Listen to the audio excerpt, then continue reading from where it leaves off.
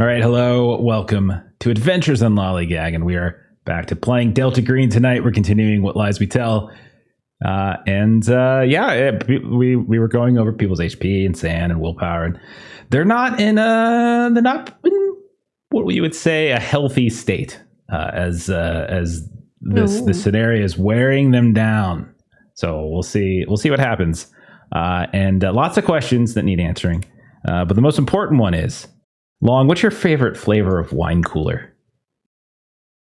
I don't even know what that means. That's just... you guys remember wine coolers? Do they still exist? Yeah. They still exist? Yeah. Like Bartles and James stuff? Yeah. Mm-hmm. I know we have like hard like drinks now, like Mike's Hard Lemonade and all those other hard stuff. Hard tea, hard cider, hard this, hard that. Why does everything have to be hard? Why's it gotta be hard? I understand. I feel like the people that drank wine coolers moved on to like White Claw. Could be. Like the I seltzers. feel like the people who drink wine spritzers, wine coolers, sorry, I was reading chat. Wine coolers are probably retired now. And yeah, that's what I think. So I grew up on wine coolers. That was some of like my first drinking was wine coolers and malt liquor. So as a teenager in high school, drank a lot of wine coolers and malt liquor. Oh man, I drank so much St. Ides. St. Ides was like my first drink. Man, Everyone's gonna drink St. Ides. That was mine. It was mine. I used to have a T-shirt for St. Ides, and I was very excited about it because I got it because I happened to go into a store right when there was like the St. Ides bottles were being loaded up, and like the promo person was there for it, and they were giving out T-shirts. So I got a T-shirt, and I was so excited. And then I went to college, and a squirrel stole it from a dryer. I was very upset. Anyhow, what a great story, though. These are all Is that a dream or real life? No, it really happened. So my dorm in college, my freshman year of college, the laundry room was so hot. We used to leave the door open that goes out back. The dorm we weren't supposed to. This is like a security thing, but we still did it anyway because it's so damn hot. And like you'd go and you would leave for a minute and you'd come back. And I came back and someone had opened the dryer that I was using and they left it open. And I look outside and I see there's a squirrel like running through the backside of the dorm with like a big old T-shirt in its mouth and stuff like that. And it's just dragging across the ground. And it was my St. Ides shirt. And it had all sorts of like tears and stuff in it. Very sad. It was so comfortable. It was so incredibly comfortable. I love that shirt so much. And that was like a very long time ago. I'm still very sad. Anyhow. All right. So now that I'm in a bad place, let's go ahead and introduce you guys. Chat has reminded us of the joy that was Zima. Oh, yeah, Zima. That's good. Like the commercials. Yeah. Anyhow, course sponsored Debrief. That's funny. All right. Let's go ahead. Oh, and then what else? What else? Oh, college was Southern Comfort. That was. I know this is no longer a wine cooler thing. We're just straight up booze. That's a dangerous drink for me. And I love Southern Comfort. There was an escalation. There was an escalation the first time I drank Southern Comfort. That's for sure. That was rough. Whew, that was rough. Anyhow, Long, tell us about Agent Inferno and your preferred way for him to go out. Just in a bowls of pasta surrounded with pizza. Just as much of it as possible. Because I'm out of my element here. I've been in North Carolina. You don't have Italian food in North Carolina. Yeah, there's nothing here. Yeah. I need my people. Just got to go find an Olive Garden somewhere, at the very least. Tap into that. Okay. I mean, the name of the building is the Villagio delle Sorelle. It's in like Italian, so I did that for you. Yeah. That is the closest thing. Yeah, did that for you. Because this is, you're going to go in this building. Next time you go in there, you're not coming out. This is going to be where you live the rest of your life. Thanks for telling me I'm not going there. Okay, fair enough. Next up, Melissa, tell us about Agent Fuller and how you would like her to ideally go out. So Agent Tamara Fuller is a medical examiner by actual training. So she would like to go out in like an absolutely horrific way and like pay it forward to the medical examiner that is like looking over her body and trying to figure out what the hell happened. And then maybe there will be another medical examiner that might like join up at some point in the future. So like in a very mysterious, horrific way that will spark the interest of a medical examiner. That's how she would like to go. So the way you want to go out is by bringing another medical examiner into the horrific, terrible world that just rips people apart and wears them down. That is deltagreen. That's the way you want to go out. Yep. Okay. This is the wheel. You're evil, This is the but wheel that's of. Okay. Yeah. Yeah, fair enough. Maitre, tell us a little about Agent Ray and how you would like her to go out. Agent Isha lies at the drop of a hat. Ray will probably.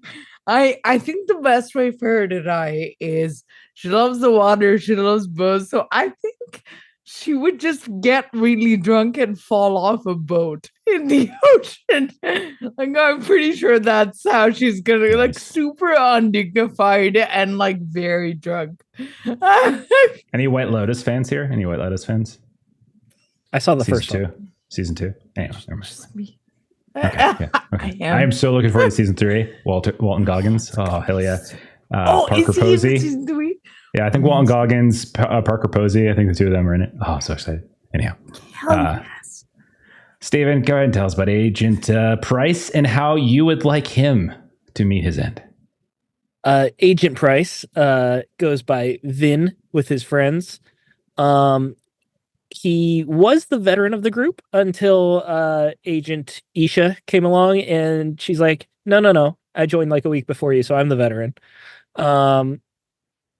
I think the way he would want to go, it probably might be the same day that Isha dies.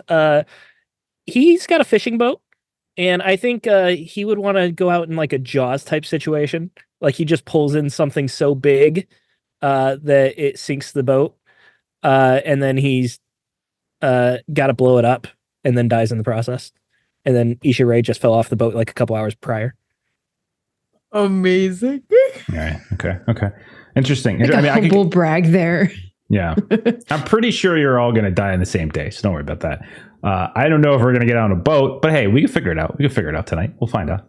Probably rental boats around. No problem. Get a charter last minute. All right. Yeah, we're on the coast, right? Yeah, we're on the coast. Right there. It's right there. You can see the ocean. You can see the ocean from like the 4th floor. It's no problem.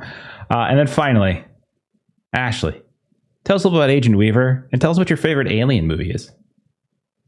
My favorite alien movie? Why do I get the different question? It's April 26th. It's Alien Day. We gotta do a little nod.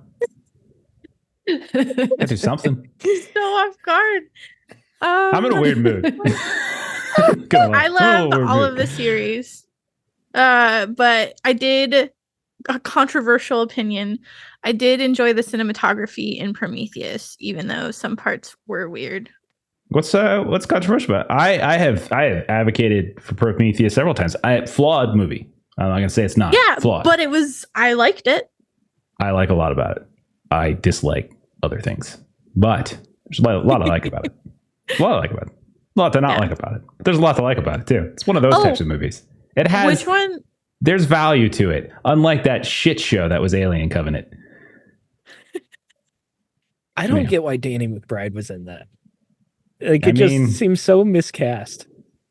Listen, man, I like Danny. I did feel like that was a decision. Yeah, I like Danny McBride. He's funny. It's funny.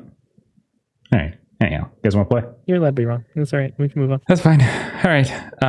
So anyhow, let's go ahead and start. Yeah, it's gonna be great. So. All right. So last time around, Price, Dante, you were searching out the burnt out apartments on the 4th and 5th floors. Price, you heard the sound of this music playing. You start searching around this slow waltz, this classical music. You found an old Victrola that was spinning around, an old record player, basically, seemingly the source of music. You broke it. There's no record, though, so it was really strange why the music was happening, etc. Later, the two of you started scoping out the roof. Didn't really find anything up there of interest.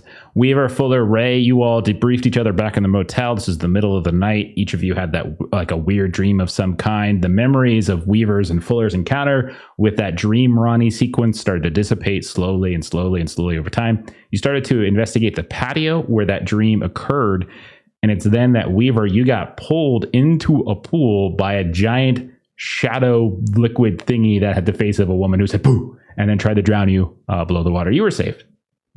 Spoiler alert for last episode. Price and Dante, you continue to stake out Ronnie's building. Things kind of went sideways. Either it was a dream or it was reality. Price, you got captured by, we're calling you the Hag, so we'll say the Hag. And you were hidden within a series of vent shafts inside the Villagio delle Sorelle. You eventually crawled free, but you were attacked along the way by swarms of insects and rodents, and it now looks like you've had some kind of allergic reaction. That's the cover story.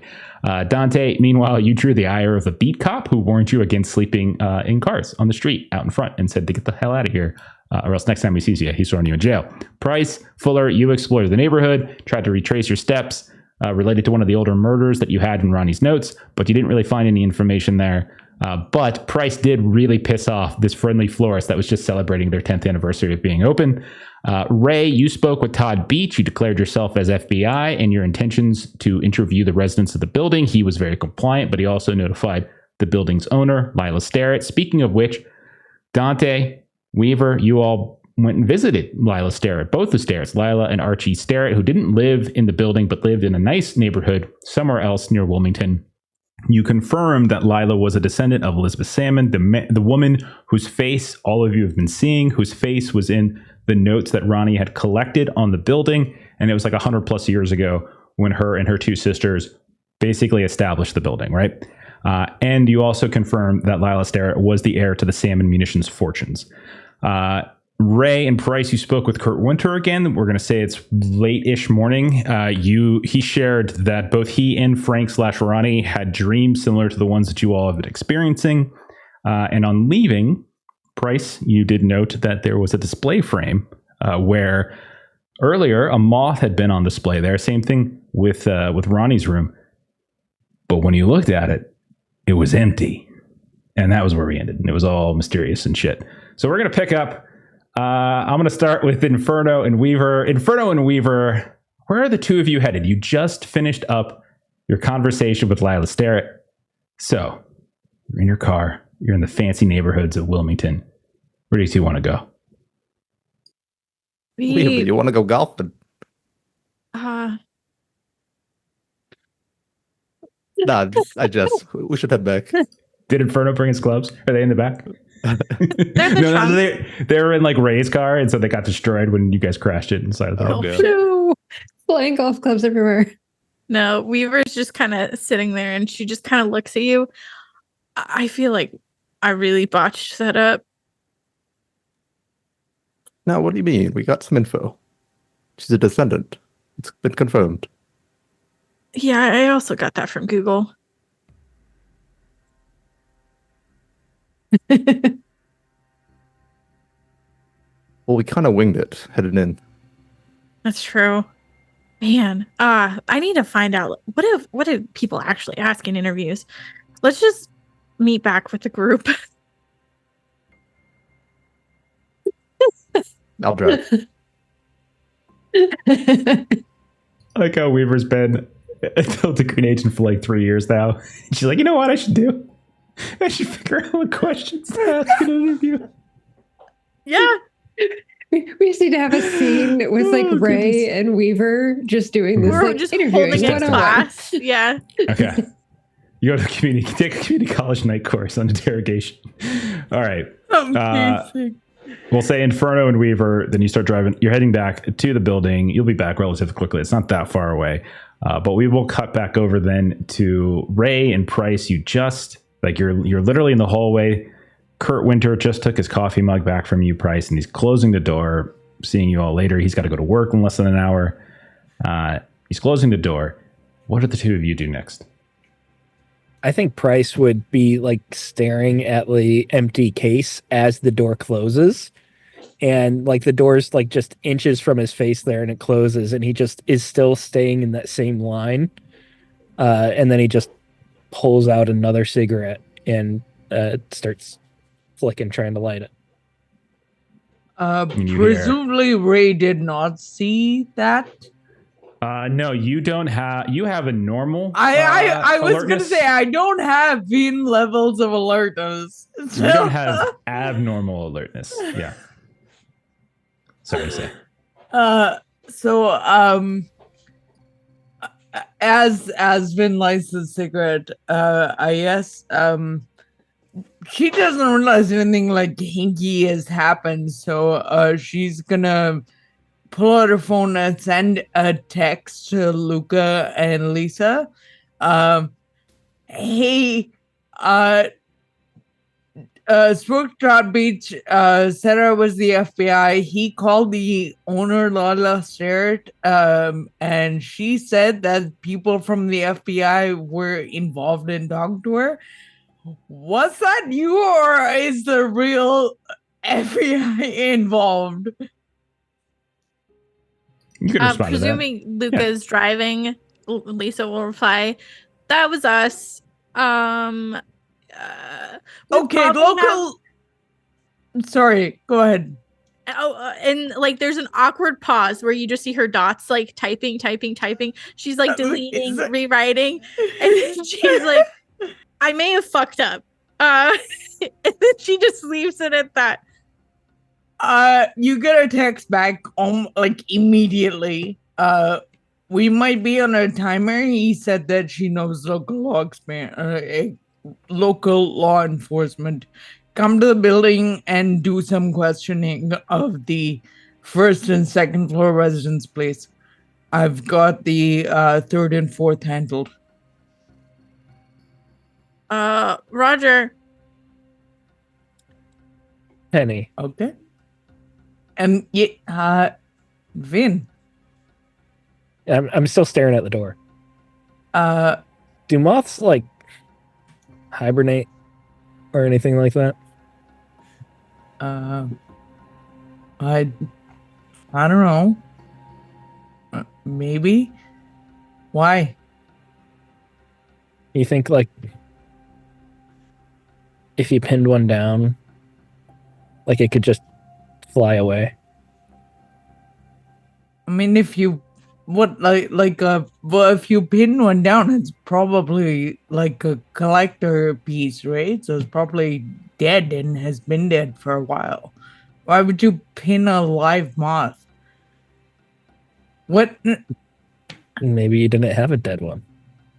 What are we talking about? Vin, the moth on the mantle, it flew away.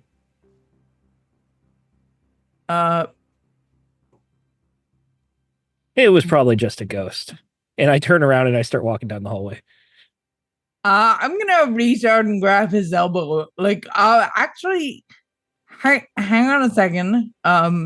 There's a couple of things I need to talk to you about. First is, I've been trying to figure out this obituary thing that I got from and like what Kurt just said. He didn't know that Ronnie had family, and he has his work laptop here in the building. He doesn't seem like he doesn't feel like he would have the feelings about Frank Ronnie that were in the obituary. So someone in the building, someone who maybe knew he was going to die, someone who had access to this laptop, someone who wasn't Kurt, and someone who didn't think much of Ronnie. And someone who knew about who I was in my life outside the program. I can't think of anyone like that. But you think about it and see if you can I already know. think of it. Oh, well, okay. I mean, you read his journal, right? This is not me actually knowing whether you read the journal or not. But he's just assuming that you read the journal. And that's a fair assumption. The night hag, it was taunting him. That's why we're here. That's why I'm here. That's why you're here. It was torturing him. Bringing you in, now it's going to torture us. To torture him more. Okay. This is torture. Wow. That's That didn't even occur to me. Oh, okay. Let's go talk to Maddie and see what is what. Also, I'm not going to say this around anybody else, but you really look like shit. Like, not in a sexy chick stick scars kind of way, but like, you're gonna fall over any second kind of way. Are you going to be okay? The cigarette that he just lit is already like down to the butt, and he doesn't even take it out of his mouth. He just lets it drop off. It like sticks to his lip and then just drops onto the floor, and he's already putting a new one up and already flicking the lighter. I feel great. Okay. If you need to sit this one out, you'll tell me, right? No, I feel good. It's one of those things, like, once you're like so far past it, like nothing can phase you. Nothing can phase me. Ronnie just died. We're in a building that is haunted and they tried to kill you. And, you know how I have a smoking room in the hotel? I still don't smoke, but I knew you were part of the cell, so don't make me change rooms. Price. My lighter's running out. You wouldn't happen to have another one on you, would you? God damn it. Okay, let's go. So I do, but I'm not going to give it to you. you guys turn to head towards the stairs to go up to the third floor to talk to Maddie. Right as you turn around, before you even take a step, Agent Price, you nearly bowl over Naomi, who looks up at you, and she says, Jesus Christ. "You're not supposed to smoke in here." Dude, if you're the one who fucking cursed me. No. I'm going to take the cigarette out of Price's mouth and, like, extinguish it with my fingers. You're going to pick that up? And she points to the one you already dropped on the ground. Dude, you better turn around right now. I'm not having a good day. She looks up at you. Vin, we should go. Let's go. She smiles like really, really big. And then she turns around and she starts like skipping down the hall. She got a big old colorful backpack on. And she starts going down the stairs. That's what I thought. I don't turn my back on her. I make sure that she's already down the stairs. All right. Let's check in with Agent Fuller. Agent Fuller, what are you up to? Yeah, it's late morning. So Agent Fuller was going to hopefully find Mr. Beach, the superintendent, in his office or apartment to make an inquiry about seeing the vacant apartment here. She wants to take a tour, look around the inside. Okay, sure. Yeah, you can knock on his door and it opens up. This is shortly after Agent Ray spoke with him, so he could see he's kind of finished his coffee, finished his breakfast. He's sort of all, he's got his like flannel shirt on. I think of him as like Al from Home Improvement, like a kind of a big burly looking dude, sort of mid 40s or so, big bushy beard. And he's, he's got like a work, like a tool belt on, and he opens the door and he's like, "Can I help you?" "Yeah." "Excuse me." Yes. Hi. I noticed that there's the sign outside that you have a vacant apartment here. I'm interested. "Oh, yeah. It's upstairs. Yeah. Apartment 6. Okay. Yeah. Is it just you? It's a 2-bedroom. Oh, yeah. Me and all my stuff. So work from home. One room to sleep in, one room to work in. Separate the two makes for better sleep. I think. I just have a lot of crap. Okay. I have I have a list of things I got to do today, but if you want, I can give you a quick look at it right now, and then I can give you contact information for the leasing agent and everything. Yeah, that would be great. Just want to, see the inside, the things you can't necessarily see online and all that. And while you show it to me, can you tell me a little bit about the building, about the area?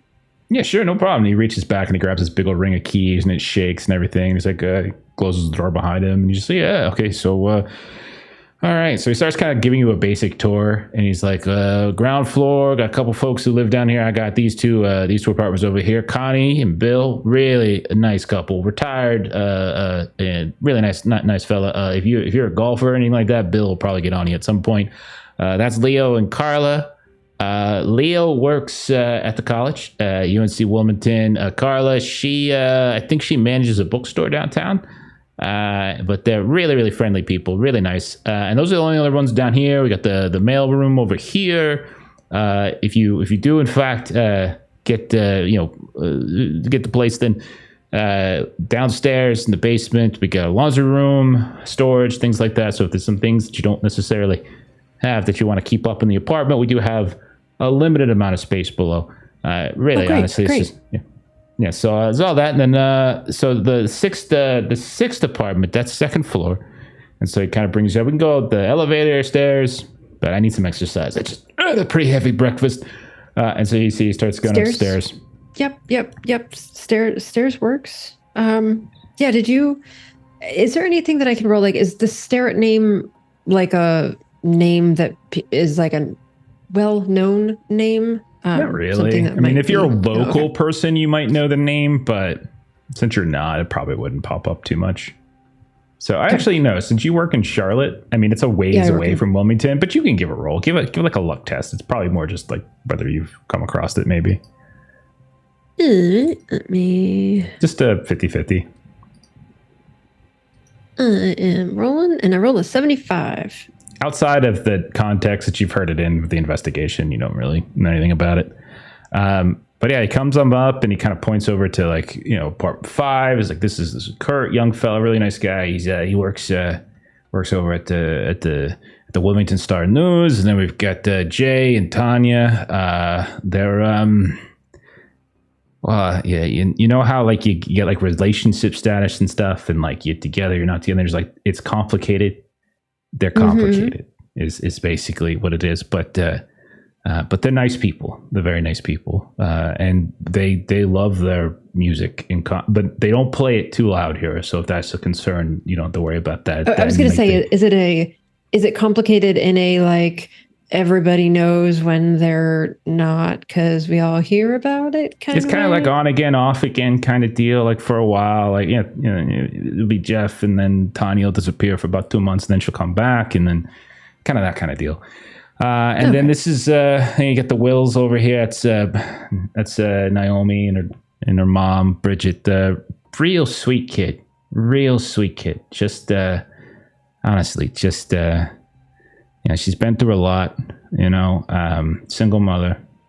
Dad, not a great guy, and she's just really kind of been through a lot. But she's a sweetheart. She's like she's the only kid in the whole building, and she's basically like what's the phrase, like it takes a village, and so it takes a Villagio. Ha ha ha! Yeah, there we go. Yeah, that's great. Yeah. Oh, so are there other people here that kind of look out for her?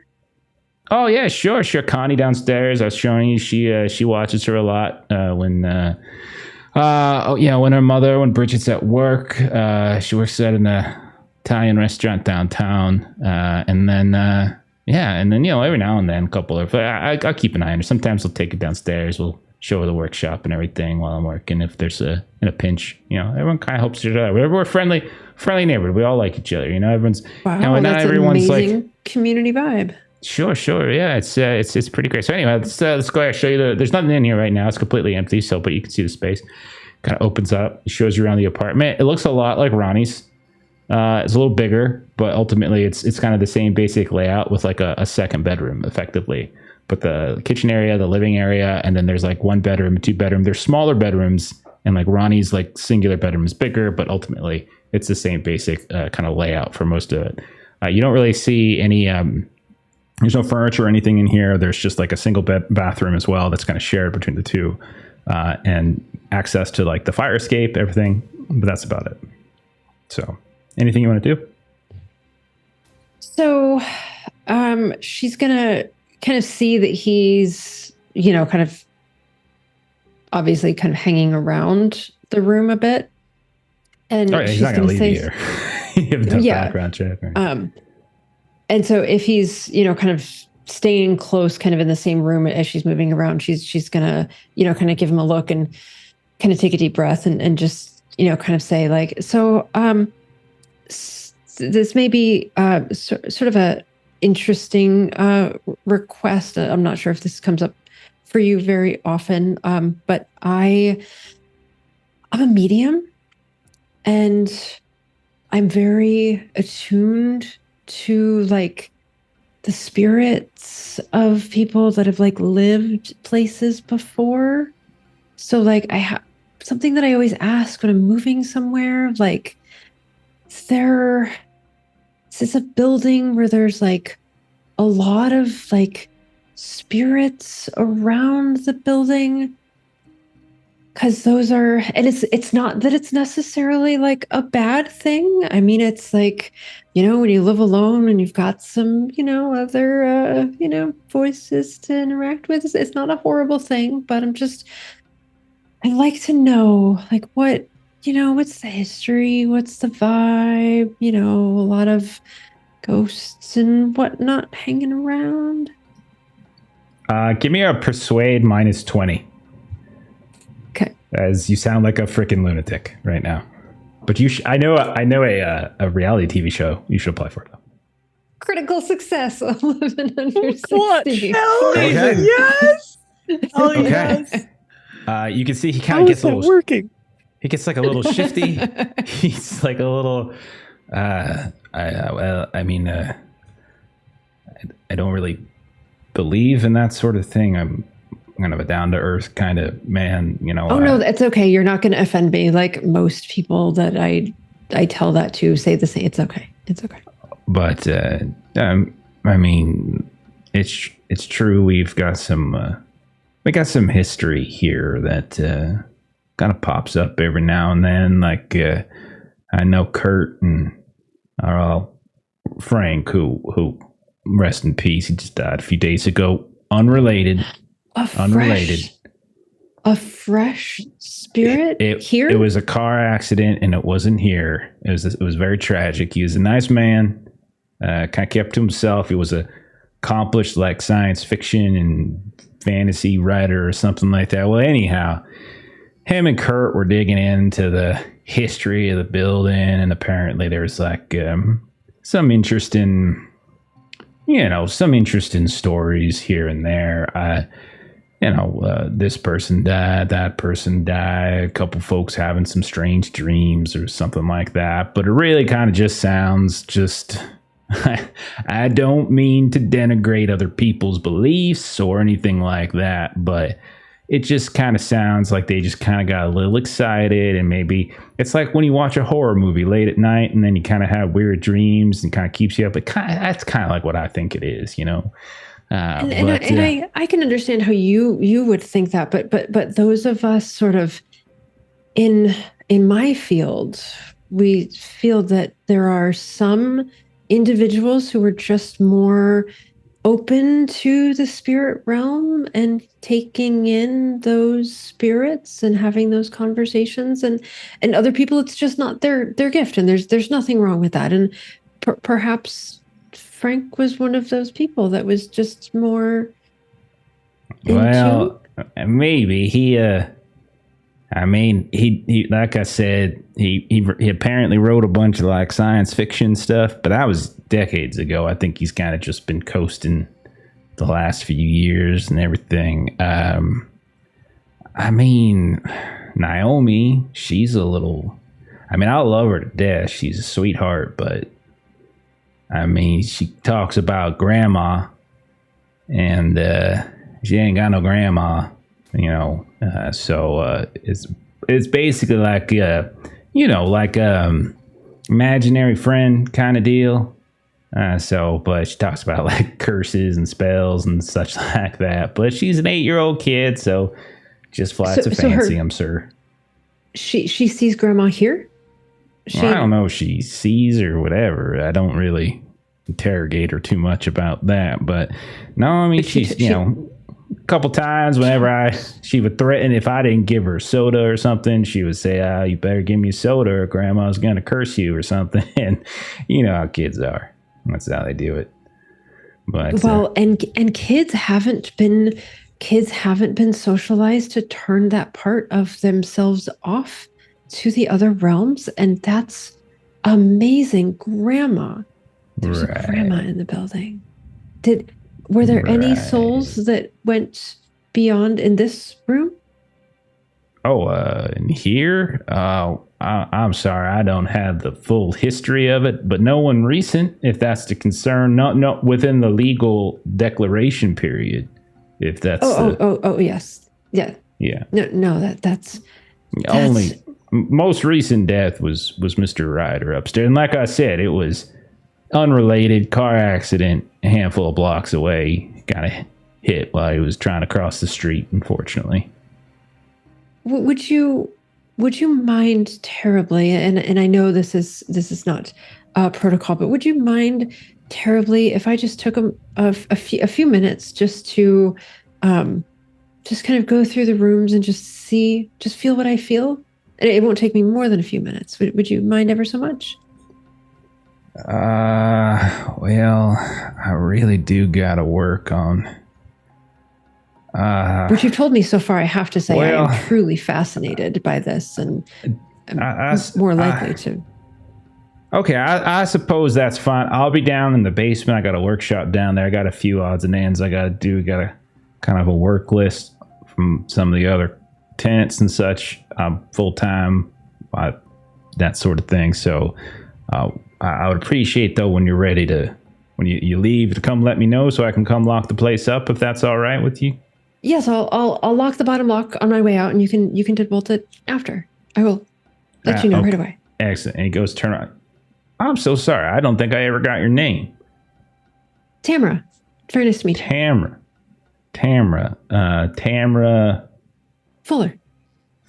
Tamara Fuller. Okay. Well, thank you, Miss Fuller. And you know what I'll do is I'll get a card. I think I had one on me. And he kind of goes into his belt. He got a little pocket, pulls it out. He's like, here, and this is the card, is the contact information for the leasing office or the leasing agents that Miss Starrett uses. They do kind of proper. Well, actually, I don't know all the details, but they do, your standard sort of banking history and such to ensure that you can afford this here and there. And so, well, here you go. Anyhow, happy mediuming, and he heads out. Okay. Excellent. So it's around this time, we'll say Agent Inferno and Agent Weaver get back to the Villagio. Maybe you park nearby. What do the two of you do next?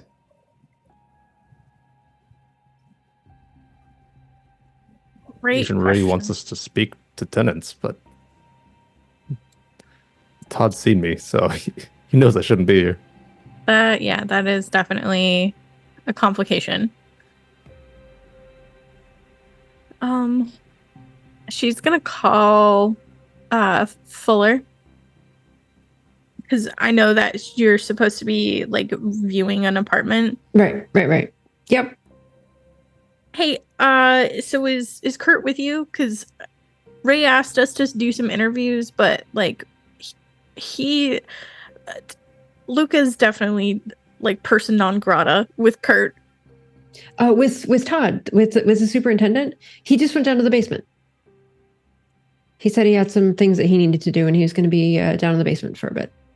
And Kurt, I think, went to work. I think I overheard a conversation. I meant Todd. I meant Todd. Okay. Yeah, Todd will be in the basement, so just don't go in the basement. Cool. No plans for the basement. Got it. So she'll kind of give the update that somebody really needs to talk to Naomi because she talks to Grandma, and I think Grandma is exactly who we're trying to get in touch with, and she can apparently get in touch with Grandma. So you would probably have better luck with her than Bryce did. Oh, okay. And she just looks at Luca as she's like, all right, as she's hanging up the phone. And she's like, I guess we're going to apartment 8 and Todd's in the basement. So just be sneaky. I can do that. So that's where we're going. Apartment 8. Okay. You head inside, and I'll say because you timed it well, because Fuller was able to give you the heads up. No, I won't require a stealth roll or anything like that. You get in, you head upstairs, second floor, you go over to apartment 8, you knock on the door, and there is no response. It is also basically lunchtime, and it's the middle of the week. Supposedly Naomi's supposed to be at school, but you wouldn't necessarily know anything beyond that. But not that long ago, we know that Agent Price and Agent Ray did encounter that delightful young rascal. So yeah, there's no answer though. If no answer, she's just gonna move on. Okay. Where do you want to go? We'll try and knock on apartment 7. Okay. All right. Sure. All right. Door opens up, and you see a tall African-American man, probably in his 30s, you would say. Smells like a frickin' chimney. And you can see he's got like a kind of a tank top on, seems to be in relatively good shape. It looks a little bit kind of tired as he opens the door. And you hear the sounds of like the TV on behind you, some sort of random midday show. And he's standing there looking at you, and he's like, "Can I help you?" Hello. Ain't no soliciting in the building. Agreed. My name is Agent Weaver. I'm with the FBI. She'll quickly flash her badge. We're just here to inquire regarding your recently deceased tenant within the building, Frank, and just inquire about your relationship with him. Yeah. We're neighbors, but pass him in the hall, checking mail, that sort of thing. I didn't really have much of a relationship with him personally. He seemed like a decent folk. I guess so. My girlfriend Tanya, she kind of asked him some writing advice here and there, but that's about it. And then she pulls out of her thing like a little notepad. And then, could I get your first name, sir? Well, it's Jeffrey, but most folks just call me Jay. And Perfect. Waller, WALLER.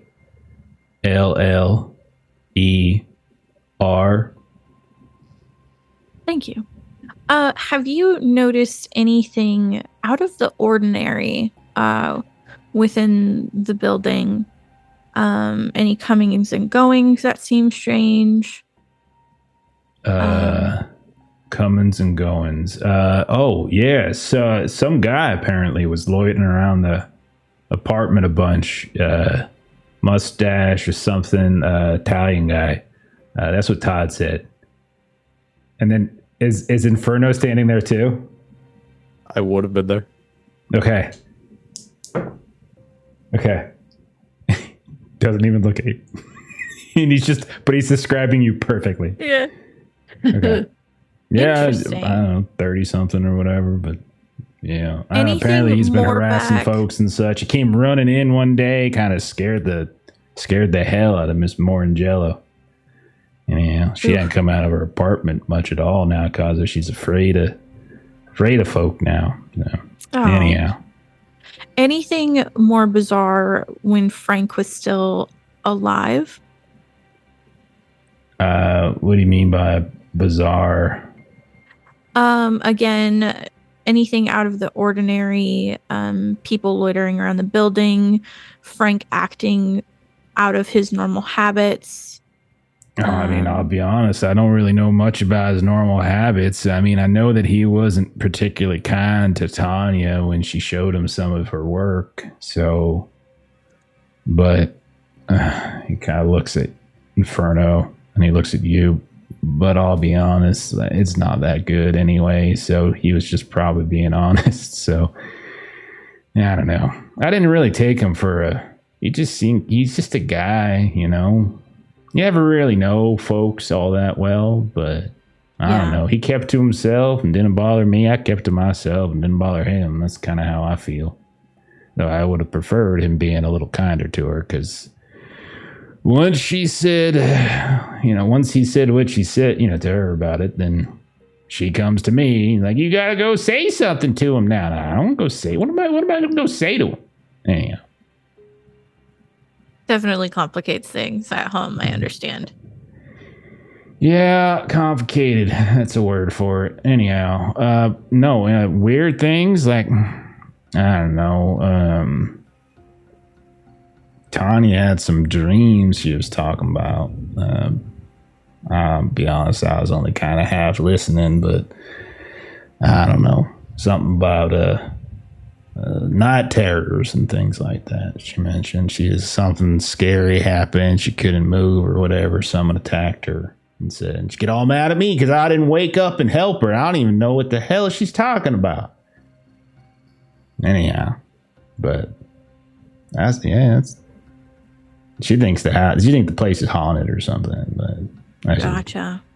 But she's a lunatic, so. And like Blair gives like a very polite laugh as she flips the page. And then just a second question. Do you have a ballpark of when her dreams started?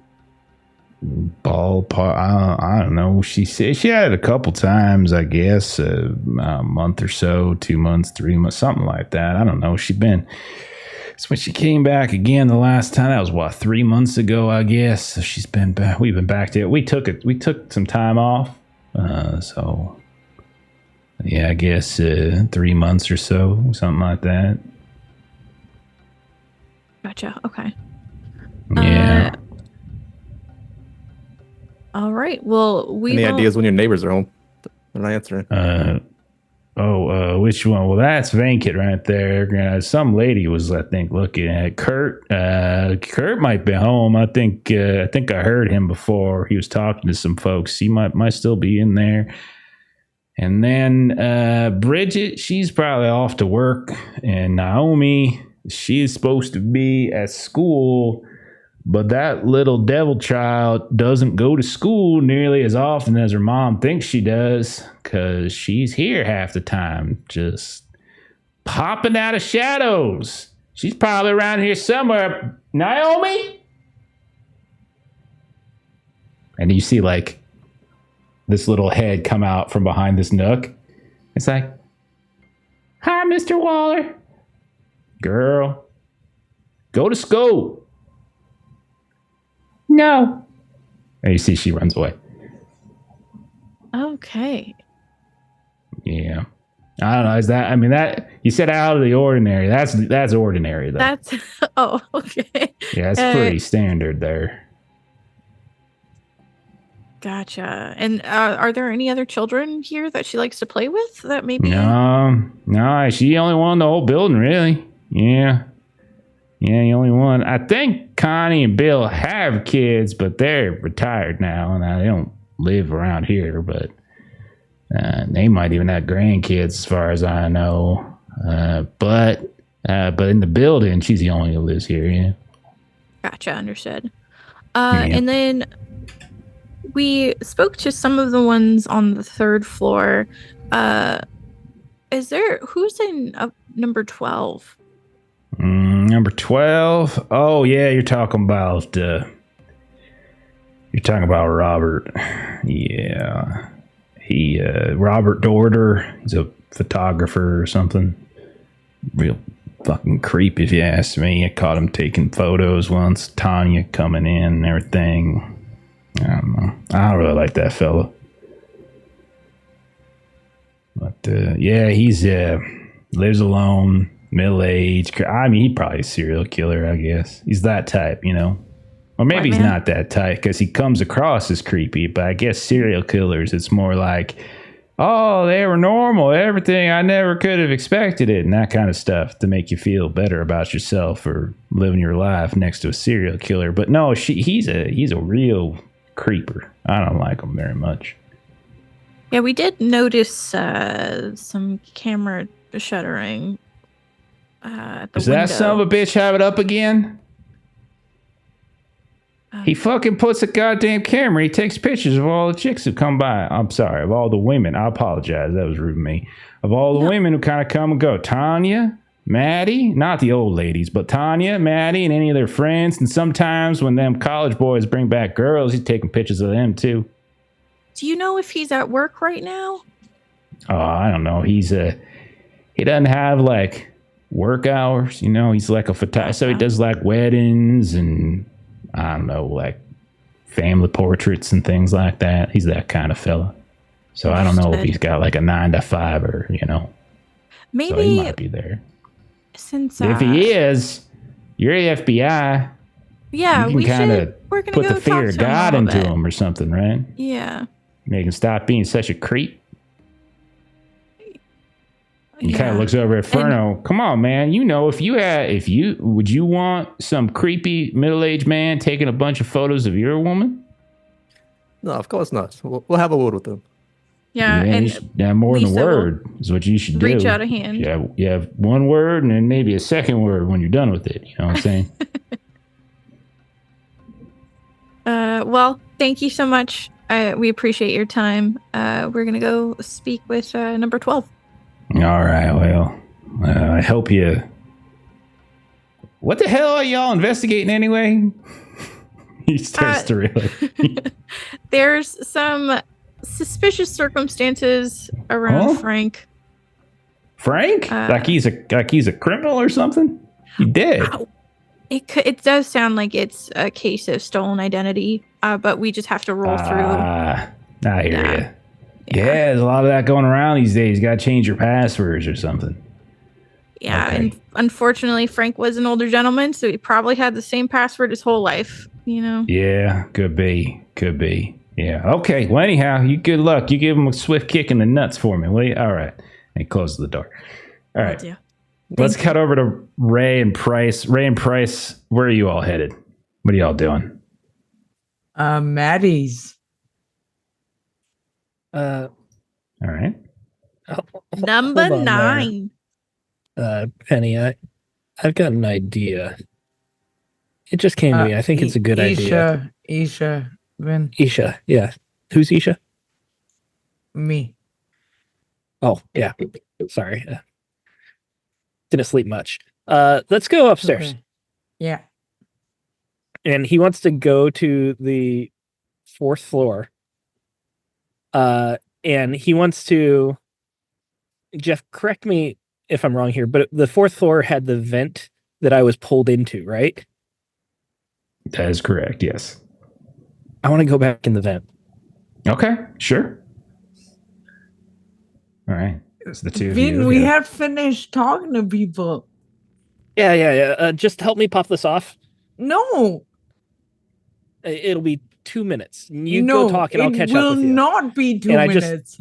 I pull out like a pen knife and I just start like prying the vent off. I assume it would be fairly easy because it's leaving and going to bed. Okay. I'm not helping. Before you go, can I get that lighter from you? No. It's dark in there. Mine's running out. No. You shouldn't be doing this, Finn. Okay, no worries. I think mine has enough gonna left. see in the dark? And I say I think mine has enough left, and I flip the lighter, and it like pops on for a second and then dies out. Yeah, it'll work. And I just dive into the vent. Okay. And you dive Damn it. Okay, I started to leave for Maddie, but I'm not going to. No, I'm not going to leave him. Okay. Sure. So the two of you are going to crawl through there. Is that what you're trying to do? You're trying to retrace your where you were? I'm not going to crawl through because I want my suit to look good while I finish talking to people. But I am going to wait at the entrance. Okay. All right. Sure. So then you crawl through without a ton of difficulty. And one of the things you notice is that as you're crawling through, you're just it's just a ventilation shaft. Like you make a left, you go right, you hear the sounds of like voices from an apartment, you head another right. Like you never quite find like a nexus point. And then there's also vertical, like up and down as well, but you don't find like any kind of centralized hub that it seems to land on here.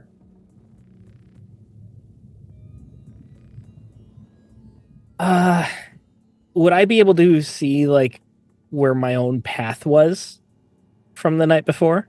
Like, would any like dust or marks have been kicked up or left from where I crawled out? Okay, and you have a light with you? Yeah, just flicking on the lighter every now and then, and then talking to myself, like, come out to the coast, we'll get together, have a few laughs. Okay. Give me a. It's going to be a search -20 because of your emotional breakdown. As you try to search. So I'm looking for a 30 here. Then, are you sure it's not alertness? I am sure it's not alertness. Yeah, you're looking for something. You're not staying alert to danger. Boom, roasted. Thank you, Norse Foundry. I rolled a 9. Yeah, but what did you roll in your D100? Oh, I'm sorry. I rolled a 9 on my D100. I needed a 30. Okay, so you rolled a 99? No, 09. I'm just kidding. Okay. You do, in fact, find some smudges on the ground. Definitely, on the bottom of this. And it's very tight quarters, and you're just moving around. And you find this trail. And you follow it for a bit. And you turn, and you're pretty sure you're like, you kind of lose. You think you're still on the 4th floor. You don't remember going up or down. And then it just suddenly stops.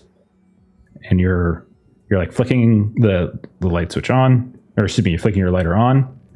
You're looking, and it's just like this abrupt stop. And there's no more trail of like smudge or dirt or anything. And then as you flick it back on one more time, you see in the vent shaft with you is this old hideous crone who looks at you and just boops you right on the forehead. And you feel the earth give way beneath you. And you are suddenly falling and falling and falling. And then you come to a absolute crashing halt. And you will take, go ahead and I'll let you roll it. Go ahead and take a D4 worth of damage because you're on the 4th floor. Oh no! You roll it. Nope. I'm going to roll it? Okay. Yeah, you roll it. All right. Tell the crew how much health you have right now. I have 4 health. I rolled a 3. You lucky bastard. But I am unconscious, aren't I? You are unconscious as you crash down. Jeff, Agent what Ray, do I see? Yeah. you don't see anything, but I'll give you an alertness test to see if you hear anything. God damn Because it. you didn't go inside, so you were just listening. Yeah. Fuck.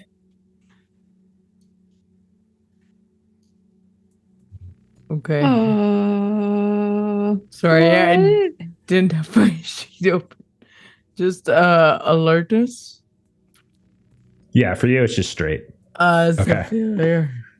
You heard you just hear some, like, you've been hearing them thumping around, and then Yeah. it just goes quiet. I'm gonna yell down. I'm gonna yell. Mm-hmm. Vin. Vin. There is no response. Oh. However, I'm gonna start moving. Inferno, what's your alertness at? 74. Okay, your alertness is so high as you and Weaver are leaving the apartment of Jay Waller and Tanya Brownlee. You hear coming from somewhere above the sound of Agent Ray's voice yelling for Vin. What do you do? I'll look for that voice where it's coming from. Okay, run upstairs a bit, and you see there's Agent Ray standing next to a vent. And right about to get it. And right as you guys are like, you're staring at each other, you hear a door open. And you see, standing next to you, Agent Inferno, you actually recognize the guy because you've seen him a few times now. This young kid who opens the door of one of these apartments on the 4th floor. And you can see him. He kind of steps out and he's just like, everything okay out here? And it's the same guy you've seen before. He's a, kind of young kid, college kid, etc. But he's kind of looking like, everything okay out here? Yes, sir. Everything's fine. And she pulls out the FAI badge. Just a moment. I was actually coming to speak with you. She's gonna turn around and say very quickly to Luca, Vin went in the shaft. Something's wrong. Get him. And she turns and walks into the apartment towards the guy.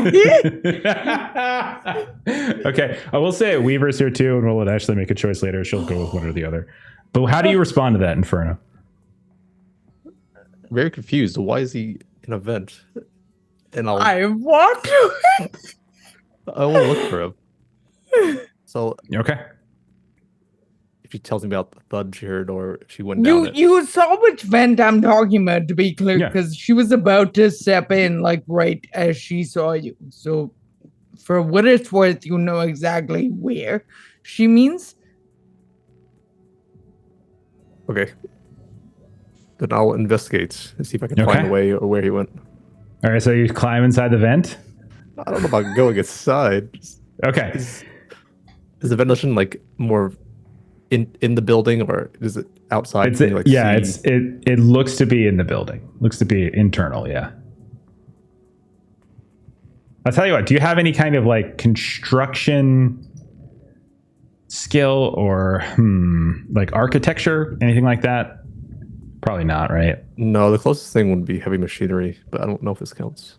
Nah, it doesn't super apply here. Okay, I'll tell you this. Roll an int times 5. We'll just call it an int times 5.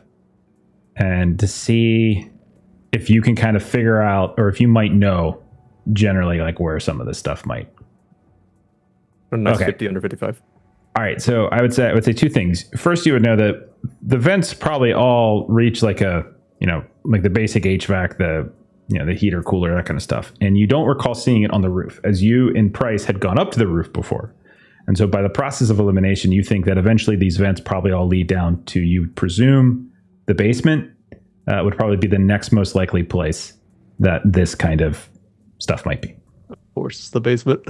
I'm gonna have that.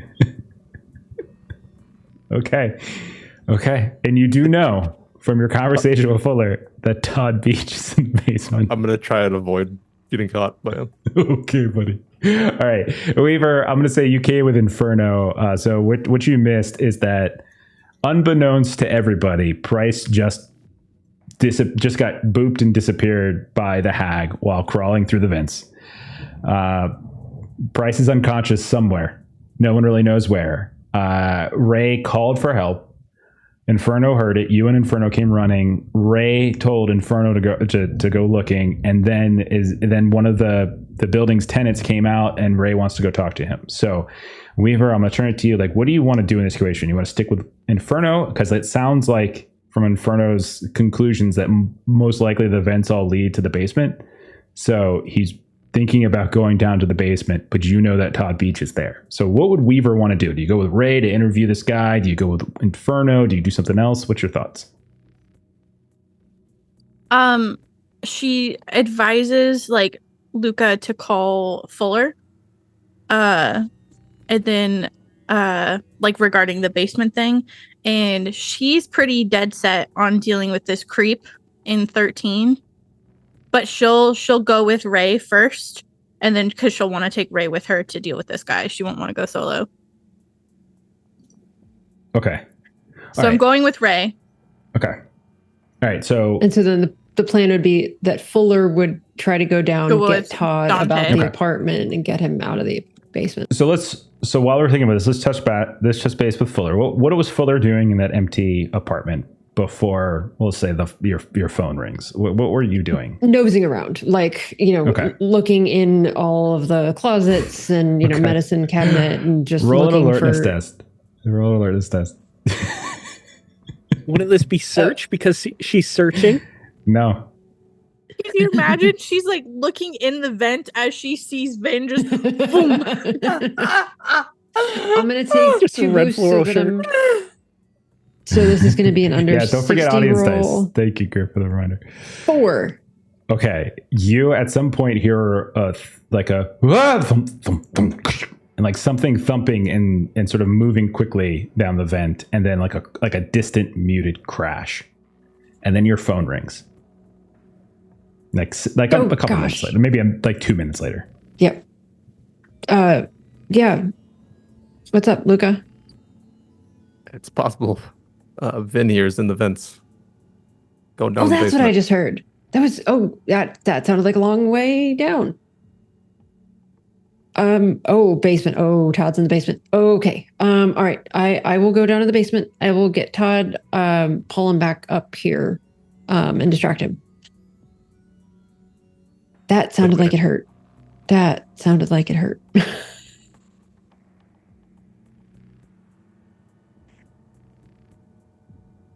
Okay. So then So Fuller, if that's the case, Fuller is going to the basement. Weaver and Ray are going to interview this college student. Inferno, what's your plan? What do you want to do? All around in the shadows for Naomi. She shows up like the guy Okay. did. No, fair enough. Is there anything you're doing trying to lure her out? Anything you're saying? Anything you're promising? Anything you're doing? Like, think of it. I'll just call her name, see if she answers to that. Okay. Roll a luck test. Okay. Yeah, there's a luck test then. 10. Okay, fair enough. So we'll say that somewhere on the 3rd floor, as you're going up and down, you're calling out her name. You see Weaver and Ray go off. At some point, you hear the sounds of Fuller's footsteps on the staircase. You're going around, and maybe you're relatively near Ronnie's apartment. You hear, "What?" And you see, like, stepping out of the shadows, there's Naomi. And you can see she's got a big old, like lollipop in her mouth that she got for sort of like a blow pop. And you can see she's got her big old backpack on. And she's just sort of looking at you. "What?" Hi, Naomi. We didn't really meet properly. I'm Luca. "Hi." You know, my friend's been a bit sickly ever since we talked. "Yeah, that's cause Grandma cursed him." Grandma, you say? Who's Grandma? Mm-hmm. She's Grandma. Is your grandma? No, she's just my friend. Can you tell me more about her? Why? Why do you want to Maybe we know could be about friends. Grandma? I don't think she's gonna like you. Oh, is there a reason for that? Because you're friends with the other one. What if we weren't friends anymore?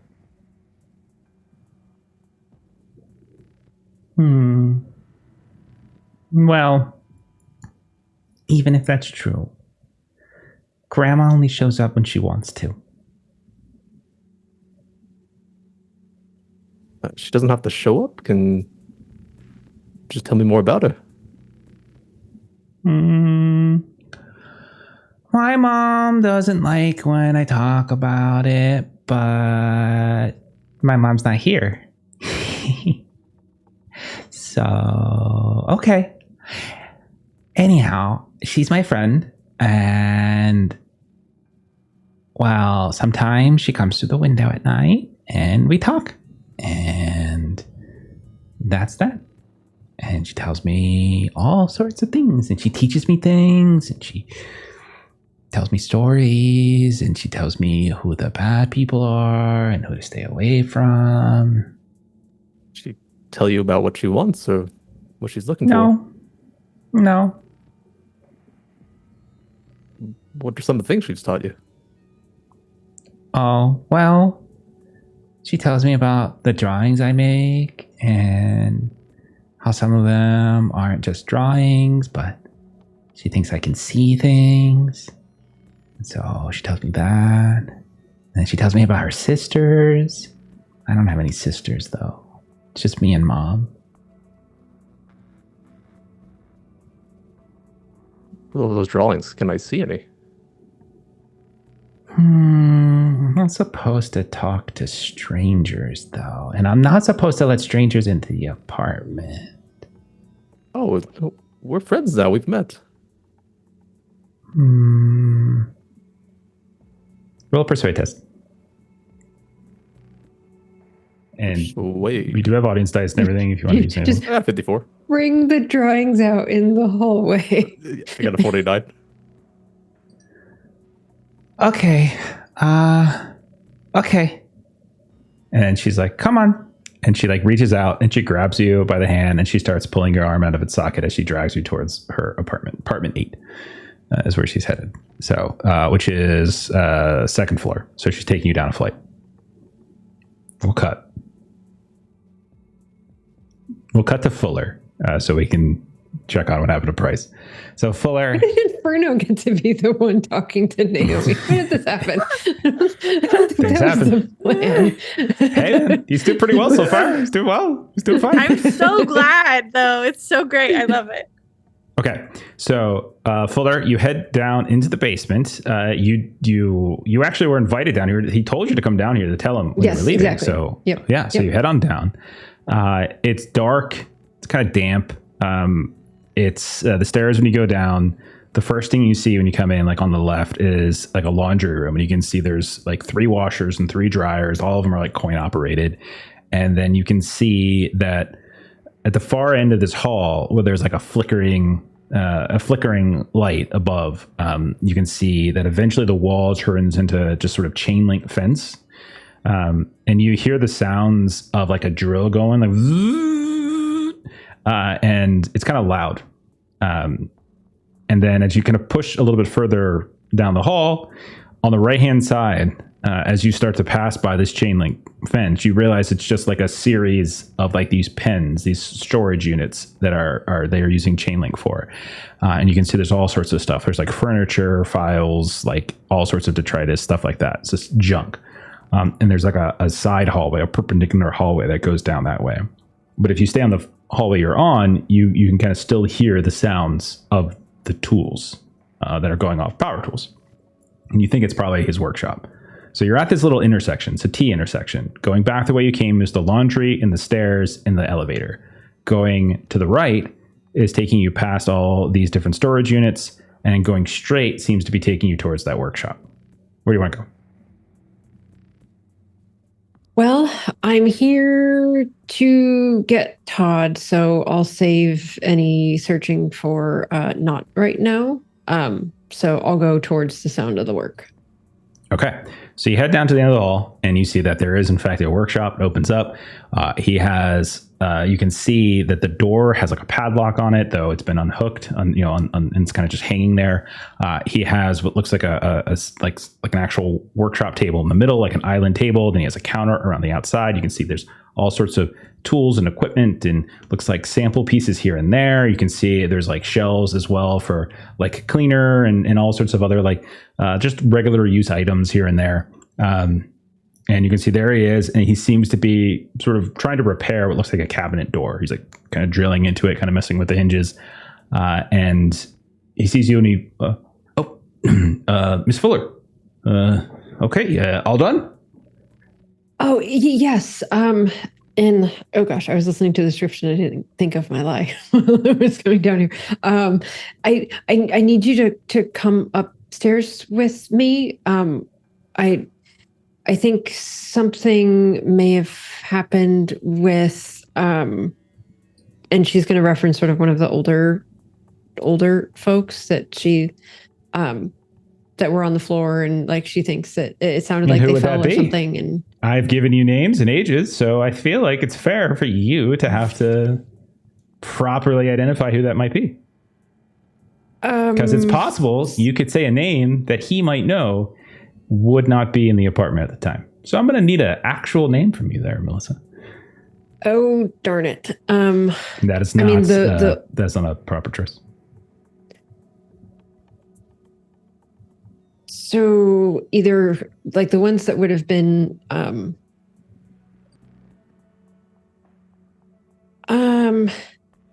I mean, the oldest one that we know. Well, I'm trying to think of where I would have been and where I would have heard something, and trying to get him the farthest away. Because Mary is the oldest one.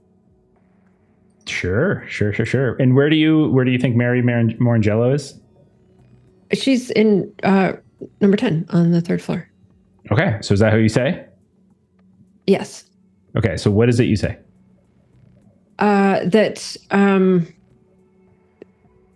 she that she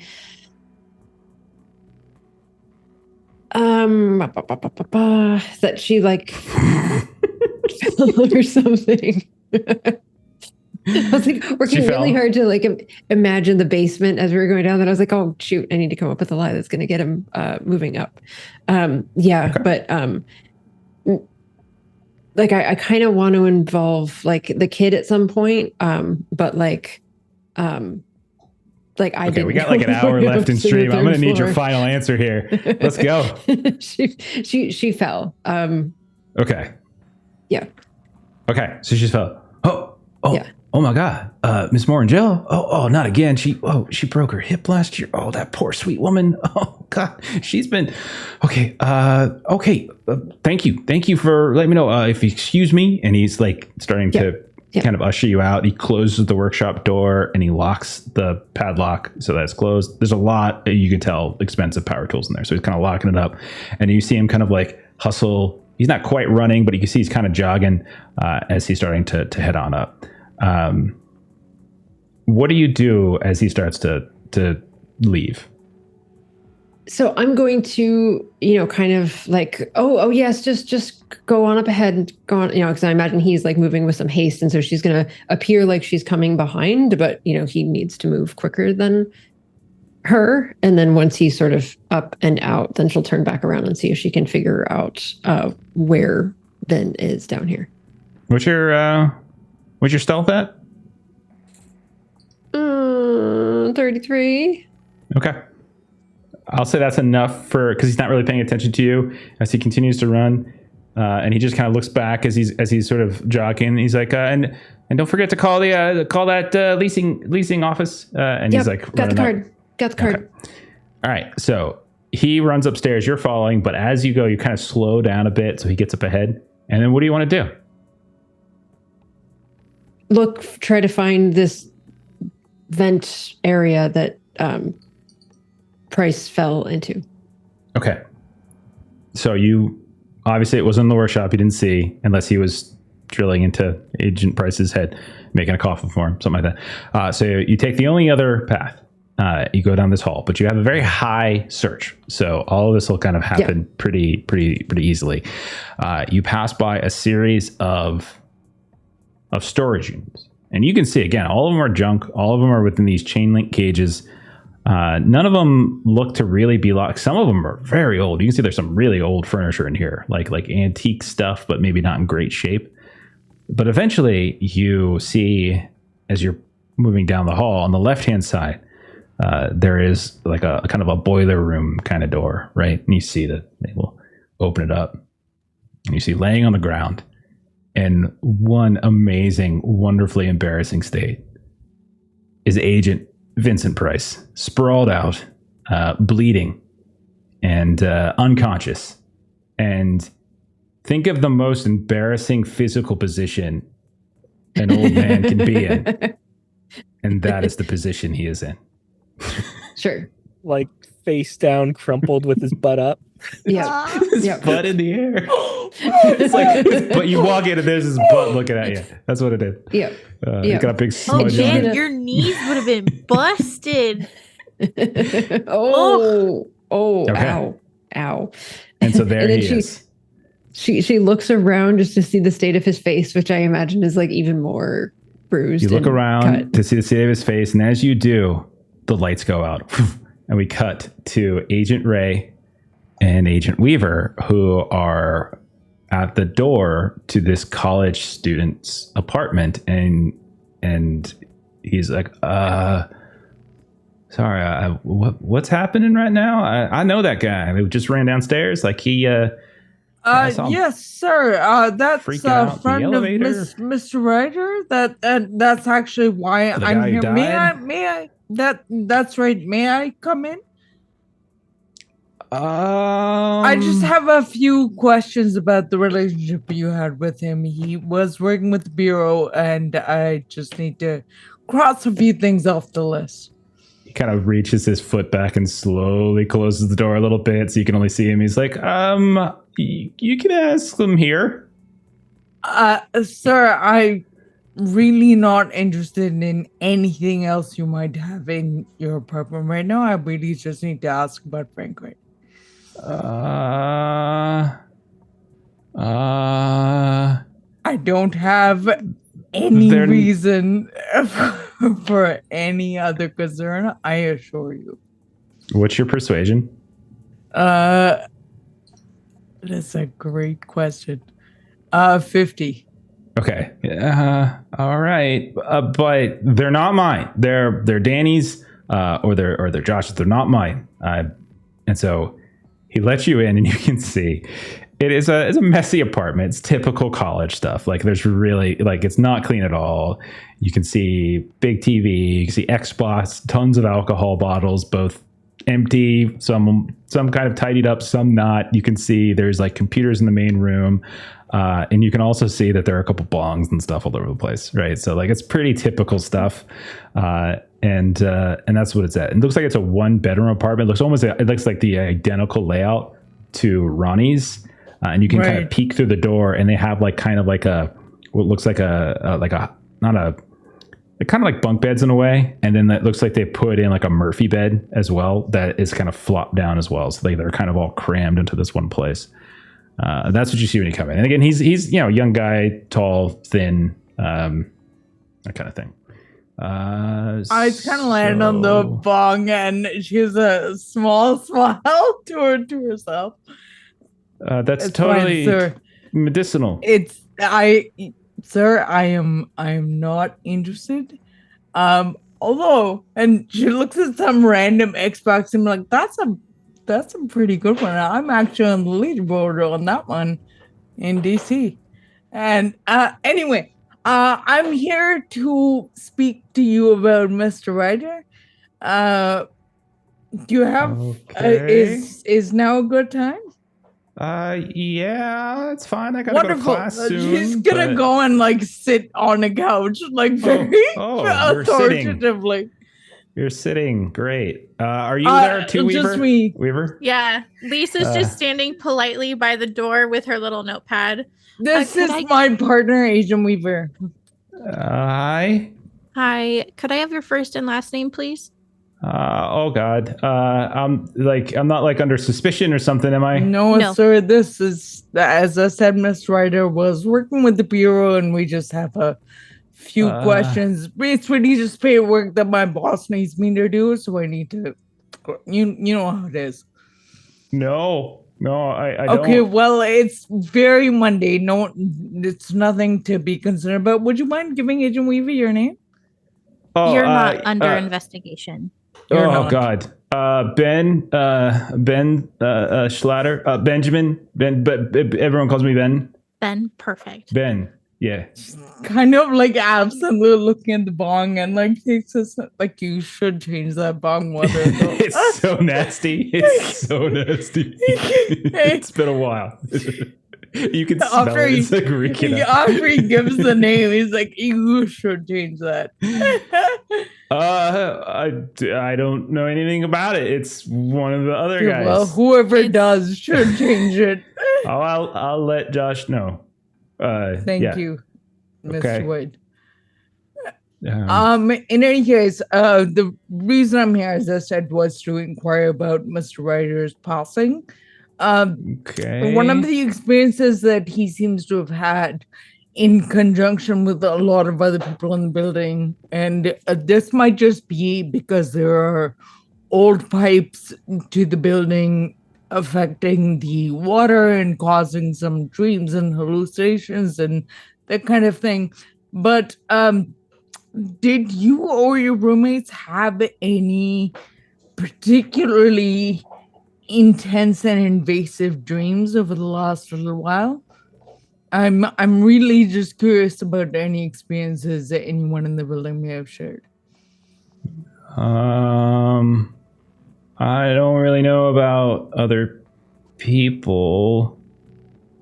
When you say like experiences, And she is super serious, like, and she's not like everything he's saying is being received like very. Yes. It could be considered any weird dreams, any odd sightings within the building, anything out of the ordinary. what's your human scores as you're saying this? Mine's 34. 34, that's pretty good. Mine's 30. Okay, both those are great. Yeah, he is like, you could tell, first of all, he was like anxious and scared, and now he's like kind of shocked. And you can tell it's because like you are hitting some notes that seem to be resonating with him. Yeah, I had some dreams. Yeah, lots. Yeah. Can you share the details of them, sir? Right. So most of the time, it's just like I wake up and I know I'm like in my bed, or sometimes the couch, and there's something in the room or someone, and then like, and he kind of looks at the two women that are interrogating him, and the figure just kind of, they climb on top of me, and I know it sounds like one of those times of dreams, but it's not fun. It's freaking terrifying, and like, I feel like I can't move, and I can't really breathe, and I can't really see, like, you know, who exactly it is, but it's like some creepy, like old crone like lady or something. And then I usually wake up around that point. All right. And when was the first time you had these, sir? Oh, I don't really remember, but I've been here for about a year, so it's been about a year, I guess. Okay. Did you have them before the building, or only after you moved? No, and it's not just in my dreams. This is like confidential, right? Like, of this course. isn't gonna. Of I'm on course. scholarship, so your name is only for my investigation, for our records. It will not be shared. Okay, well, I came home. Oh, it was like a couple weeks ago. It was like 2 a.m. I was coming back from a study group, and I saw something kind of moving at the corner of my eye, and then I saw like floating silently like up the stairs and like through the barrier outside. There's only the two apartments here, right? You saw like the fake, someone's been fucking with it, but someone's been messing, god dang it, outside. Sir. Anyhow, and I'm like, she just kind of went through it, like ghost go through things. Sure. I wasn't high. That's no, Josh's. Of course you weren't, sir. But she was like this strange old woman. It was like a long dress, and I just remember that I was too terrified to move. It was just like my dreams, and then she looked scary as hell, and she had like a lantern that she was carrying with her that kind of, I don't know, like I had this strange feeling, like I was certain that if she just looked at me, that I was gonna die. You know, you ever? Oh, and then thank you, sir. Ever since then, and that was like 3 weeks ago, maybe. All of the dreams are now with that woman. Every night. Most nights, yeah. Does When was she- the last one? Sorry, Asha, go ahead. Does she say anything to you, or does she try to get you to go anywhere? No. 3 days ago. 3 days ago. All right. And have your roommates had these experiences as well? She's being very careful not to say dreams. So, that's kind of strange because, yeah, none. Apparently, we've all kind of had them for like a year or something or two. I don't know, and none of us really knew about it, and it kind of freaked us out, and that's why Josh, probably Danny too, were imbibing certain agricultural products because it kind of freaked us out when we all discovered we were having it. But they didn't have like this, they didn't see her like in the apartment like I did though. Mr. Wade, what I have found is that for whatever it's worth, this is not unique to you. Okay. I would like to keep the specifics confidential, but as I will for talking with you, but this seems to be something that multiple people in the building are experiencing. So it's not if there's anything more that you can share with us, that would be what. Actually, No. perhaps I should ask, what kind of relationship did you have with Mr. Raider? I didn't have one. Like I saw him in the hallway or your roommates? Same. So this, and she looks at Weaver. She's like, this is not connected to, and she looks back. She's like, all right. Well, I would like your phone number if that's all right. I might call you later to ask some more questions. I may want to speak with your roommates. When are they expected to be home? Later, they have classes today all day, and then Josh works afterwards, and Danny usually hangs out on campus. So tonight, probably might return to speak with them. Okay. If and you can rest assured that I am not. You can let them know as well that I have no interest in whatever else is happening in this apartment. Okay. It's okay. Really. I feel okay. So. Right.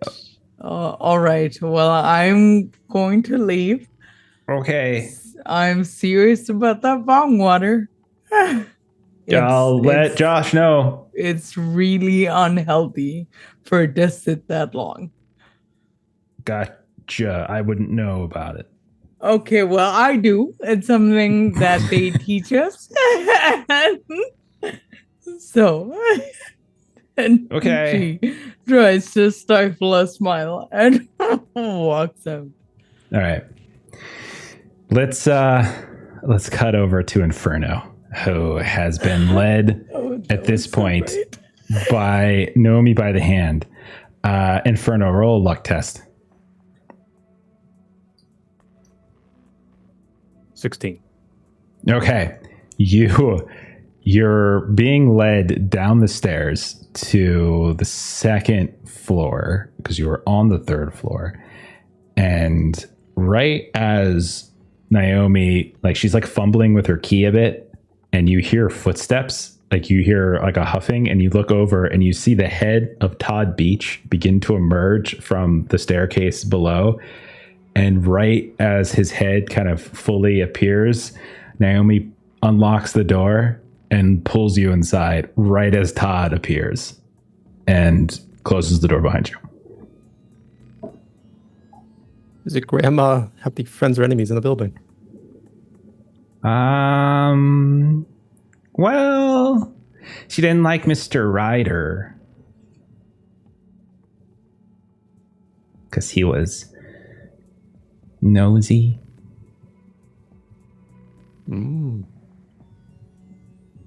And she doesn't like Mr. Dorter because he's nosy. And that's why I think she doesn't like your friend because he's nosy. And because he threatened me. And he threatened me this morning too. I'm going to tell her tonight. And then she's going to curse him again. How much do you know about these curses? Only what Grandma tells me. And now these drawings you've made, something you've come up with yourself? Some of them. Some of them are what I saw in the basement. And some of them are just what I saw. Love for you to show me. Well, there's some here on the kitchen, and then there's some over there, and there's some over there. And you can see like all around the room. Like she has them all over. Okay, so what's your search? Nice 74. Okay. Oh my God, you're so high. All right. So she takes you around. So not that kind of high, just to be clear. That was the that? No. Oh, look at Melissa. Let's look at the jokes. Okay. So you see a few things. One is of a woman crying. And they're all, imagine them, they're drawings like a kid would draw, right? So they're kind of crayons and crude and all that kind of stuff. One's of some sort of black kind of human shaped thing with these giant black wings. One is a very fat woman floating in a pool. And I just like you're kind of going through those. She's like, there's a crying lady, that's an angel, and that's a hungry lady. And then she puts the lollipop back in her mouth. And then you start looking at the others. And you see there's a dog that's sort of like doggy paddling in water. You can see there's a van driving past with a very colorful logo.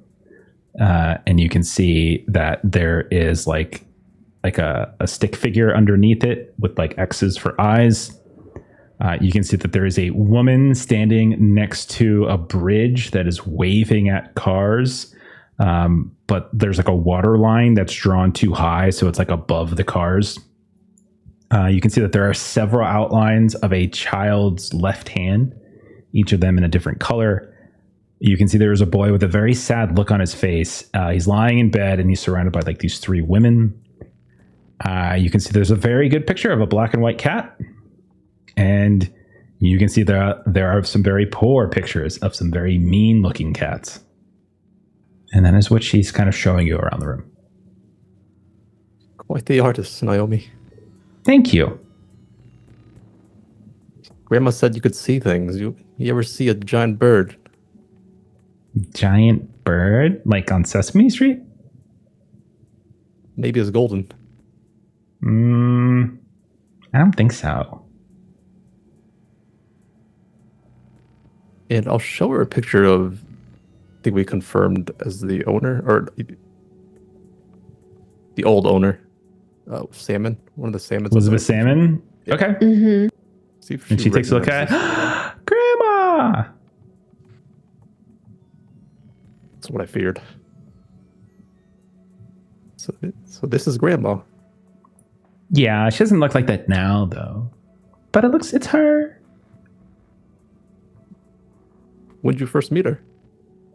When we first moved in, I was having really bad nightmares, and then Grandma appeared, and she talked to me, and she made me feel better when I was crying, and then I didn't have the nightmares anymore.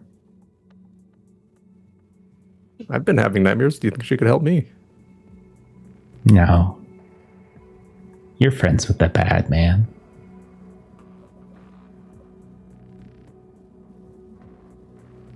Seems like I shouldn't be friends with them anymore. Maybe not.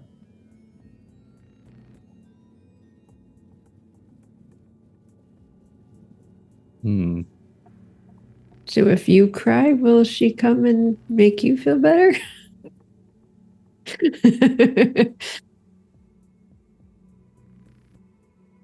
Well, I should get back. Okay. If you like pictures, there's more in the basement. More in the Basement, you say? basement. They're not mine, though. Someone else. There's a kid. Used to live here. He doesn't anymore. I will go check out the basement. Okay. Bye. Be careful. Bye, Niobe. Bye. You run out and you leave the apartment. We cut back to Fuller and Price. Complete the blackness. Fuller, what do you do?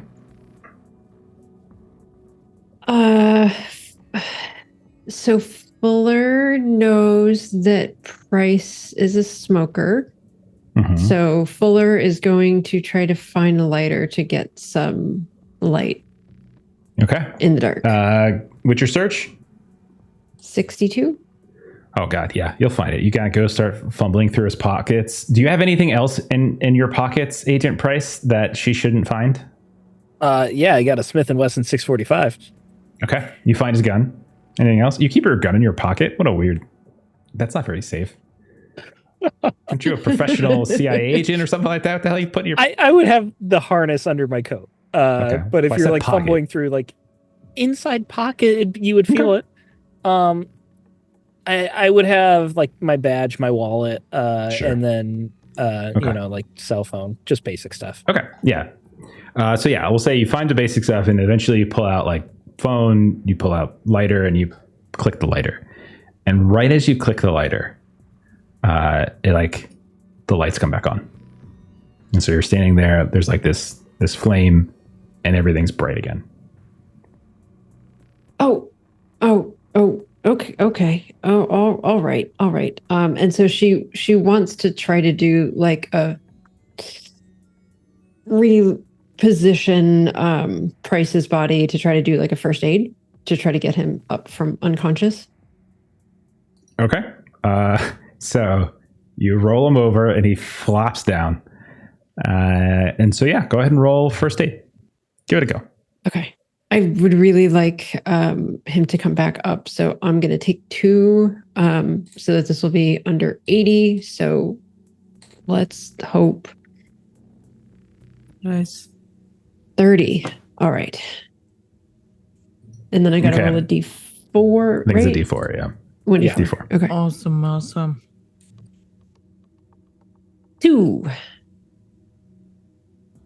Go ahead So and you're take back that. up to 3 HP. And so, Agent Price, you come back to consciousness. Your body is ridiculously aching. And there you see like Agent Fuller over top of you. Maybe she was like literally giving you CPR or something. And you see like there is Agent Fuller over top of you. What do you do, Agent Price? Am I dead? No, you're not. And good God, you've been smoking today. What? Oh, did you ever give that a rest? Oh, I want to be dead. you're, I mean, we've got shit to do, so maybe let's do that first. Where the fuck am I? You fell down a vent. No, I didn't. No, the hag. So whatever the hag did, you fell down a vent. Hit your head. Okay, where the fuck am I? We're in the basement, which it's possible we maybe should have come down in the basement earlier. But we're in the basement. I sent Todd away for a little bit. He'll probably figure out pretty soon that the thing that I said made no sense. So we might need to like conk him on the back of the head and push him to the side while we do whatever we need to do down here. And I like grab my head and I try to sit up as slowly as possible. Yeah, Todd. Yeah, he's a good man. Todd. Yeah. Yeah, unfortunately, he's just going to be in the way down here a bit. So you're good. You're better. You don't look great, actually. Like looking in your eyes, like don't look so good. But, yet another giant bruise on the face. So she is gonna like message everybody else in the group to come down to the basement. What's your number to hit it down? Okay. So Inferno, you're working your way down. I'll say you're past your look test before, so we'll say like you dodge Todd Beach again. Weaver and Ray, you finished up your interview with Ben Schlatter. You come outside of the apartment. You're still on the 4th floor. What were the two of you planning to do next? I think going to number 12, Robert Dorter. Okay. Yeah. So let's say you start heading down to number 12, and that's one flight down. So you're at the 4th floor. You're going down to the 3rd floor. It's the same floor that Ronnie lives. It's the same floor that Maddie lives and Miss Morangella. And as you get down there, you hear the sounds of banging, and when you look up, like someone's like banging really heavily on a door, and when you look up, you can see that there's Todd Beach, the superintendent. You can see that the door to Mrs. Morangello's apartment is cracked open, and her head, this old woman, this scared old woman, looks nothing like what you've seen in your dreams and whatnot, is sort of sticking out. And Todd's banging. He's like, Mr. Dorter, you all right in there? Mr. Dorter, we heard Mr. Dorter. And then you hear like Mrs. Morangella's voice. Yeah, I'm gonna call the police. And this is what you two see as you come down the stairs. What do you want to do?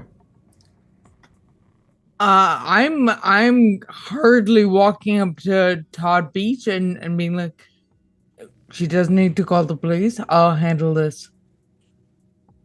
And I'm gonna knock on the door. Knock on the door, and he's just like, there was like some sort of commotion or something in there. We heard kind of like, I don't know. He like heard his voice. I'm gonna handle this, Mr. Beach. Could you please go in and I tried to use the key, and it didn't work. And he's like, this key goes in there, and it didn't. And that's when you hear Agent Ray. You hear, please, no, I won't tell. Through the door. And you hear like thumping around, thrashing around. You hear something break and smash. And like Jordan's like trying to like put his shoulder. He's a big dude. He's a big burly dude. And he's trying to like a fire escape where we can get in through like a window. There is a fire escape, but you would have to like go up one flight of stairs to get Ray's taking out her gun and shooting the thing. Okay, you're shooting the door? Yeah. The handle or whatever. Yeah, I got you. You're doing the cloud, like you're kind of shooting at the thing, and then and he's like, "Oh shit! Oh god!" And he kind of backs away at that point, and you hear like Miss Moore, "Oh my god!" And she slams the door. And as you do, and maybe like you kick at the door, you see it just flies open at that point, and like it splinters right around the handle. Weaver, you hear the gunshots go off. Do you come back with Ray or? Oh yeah, she comes running back when she hears the gunshots. Okay, so the two of you are there. Todd Beach is like kind of in shock a bit against the wall, like, oh, Mrs. Sterrett's not gonna like this. Oh shit. Can you wait here? We need to clear the crime scene just in case there's an active person in here harming your tenant. Okay. Yeah. Okay. Yeah. Yeah. Ray stepping inside, like gone up, like in that classic. Yeah, and Weaver follows him, but she's looking specifically for Mr. Dorder. Yeah. You go inside. First of all, it's extremely dark. You hear crunching underneath your feet. You reach out, kind of look for a light switch here and there. None of them work. It's just click, click, click, click, click, click. And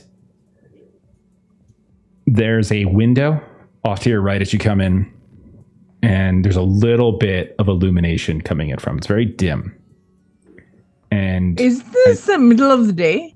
Yeah. But the curtains are drawn and all that kind of stuff, so they're drawn pretty tight. But like one of them, there's like a little there's a little crack of light coming through, and so it's kind of making it a little bit more illuminated. So it's dark but dimly, a little dim light. And not only that, but I'll say both of you notice that coming from the far room, there is like kind of like the bedroom. Basically, you're looking through the living area, down a hall, and like into the bedroom area. There's like this intermittent flash of light over and over. Now, as you're stepping and moving slowly through, most of the windows that you see are cracked or broken, and you can see that furniture has been busted. You can see table has been just destroyed. You can see the chairs are broken, glass debris scattered everywhere. A bookcase has fallen over, and it's just absolute chaos in here. It's like a bull rampaging through it. What do you two do? We're presuming we don't see him in this room. We're going to continue to the back room. Yeah, I'm looking for him and the attacker specifically. Okay. So you start moving through, looking carefully, moving kind of systematically as you might, and you see no signs of any movement in the first room, no signs from the kitchen area, no signs from this little nook area by where it seems he's kind of set up kind of a small little bookcase that has been tipped over. And eventually you start to see at the far side where that flash of light is coming from. You can see that one of the windows in this, like he's kind of set it up as a study. It's the furthest point from the door. The window is like completely shattered and it's dripping blood. And like there's a little bit of light coming through as well. And you can see on the floor, there's a camera. And then it's just like, as you step in, it just goes flash and you hear, and then 15 seconds about go by and flashes again, takes another picture. You don't see any signs of Mr. Dorder. You don't see any signs of an attacker. What do you do? Have we cleared the apartment? I would say at this point, you peeked in the bathroom, you peeked in the kitchen, you looked around the main room. You have not seen anyone. So I'm going to ask Weaver to grab the camera, and my reflex is to look at the window and see if there's like a blood trail that goes anywhere. Yeah, I'm looking at whatever the nearest window is. So, Raver, you bend down, you pick up the camera, you can turn it off so it doesn't keep flashing. That's not an issue. Ray, you take a couple steps over, you find the one that's completely broken, and you can see that there's blood on it, on like the sill and on like the little cracks at the bottom, kind of almost makes like the bottom of a mouth. And you look out the window and you can see on the street below, there is a body that is lying in an ever expanding lake of blood. And we're going to go ahead and cut back to the basement. So down in the basement. What? Wait. Inferno. You go down the stairs and it is extraordinarily quiet in here. You can see straight ahead. There is like a hallway, and then there's like a T intersection that kind of goes off to the right. As you're walking, you just hear thump, thump, thump. You look over to your left, and you see that one of the dryers is spinning.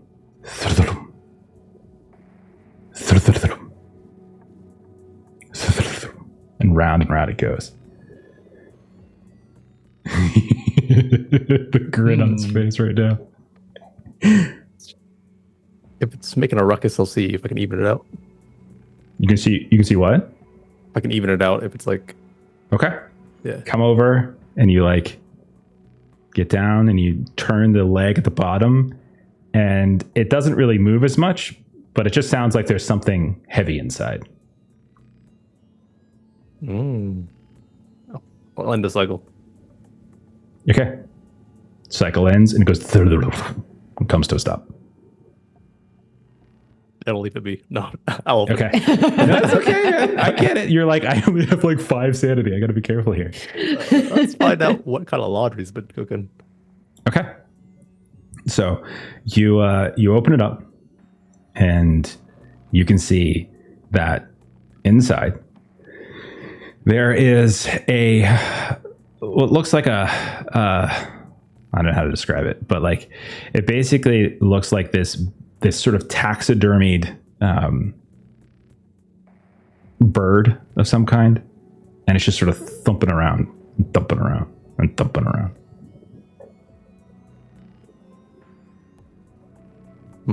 I'll just put it on top of the dryer. Don't know why it's even in there. You set it on top of the dryer, and you realize, like, as you're looking at it, it looks not unlike the bird that you saw when you were wandering around outside.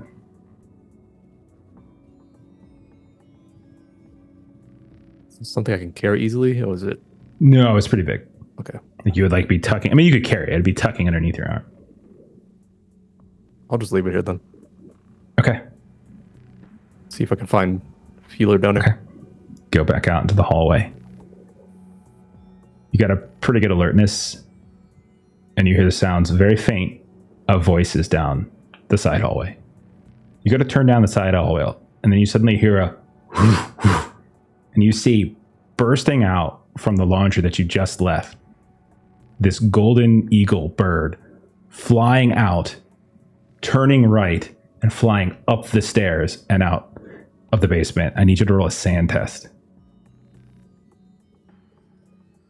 I like these. You thought you got away from it. Maybe. You're being so clever. You're like, oh, I tried. Yeah, I failed.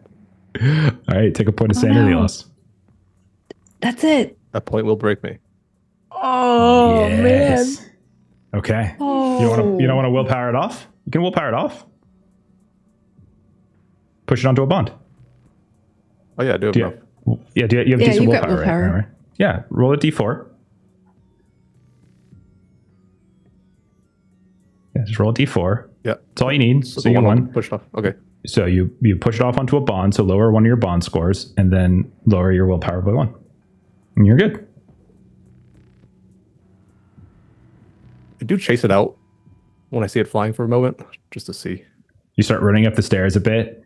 You open the stairs. You open the door again, which was like, I'll say like it was kind of closing, and it like out. But you come back up, and it's got one of those like slow closing doors, those safe doors. It's like a lot of people probably come up with their laundry. And as you open the door, you don't see it, but you do hear the sounds of big, heavy, boots and stuff moving about upstairs. And then you hear bang, bang, bang, bang, bang. You hear fucking gunshots, man. Good dang it. Of course I do.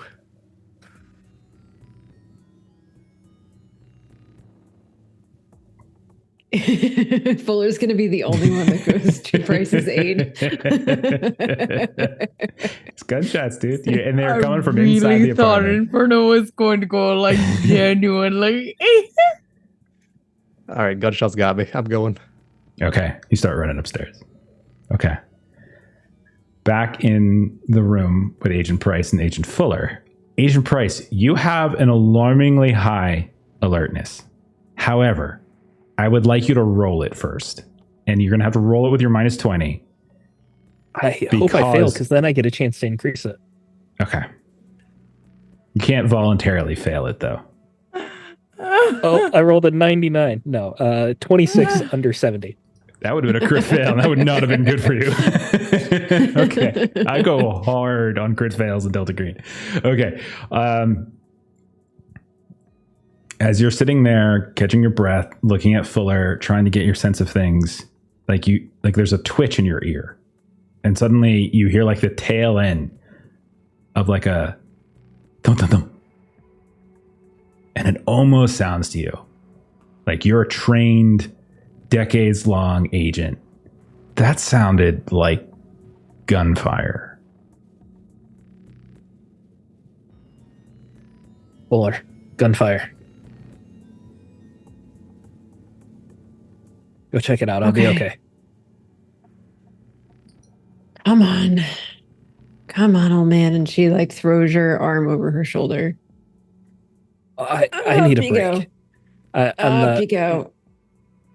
I just need to sit for a minute. I did not just do CPR with that for you to sit on your ass down here. Which, by the way you fell, your ass is totally just sticking up in the air. It's a great sight when I came walking in. Let's go. Okay. And I'm just walking as slow as possible.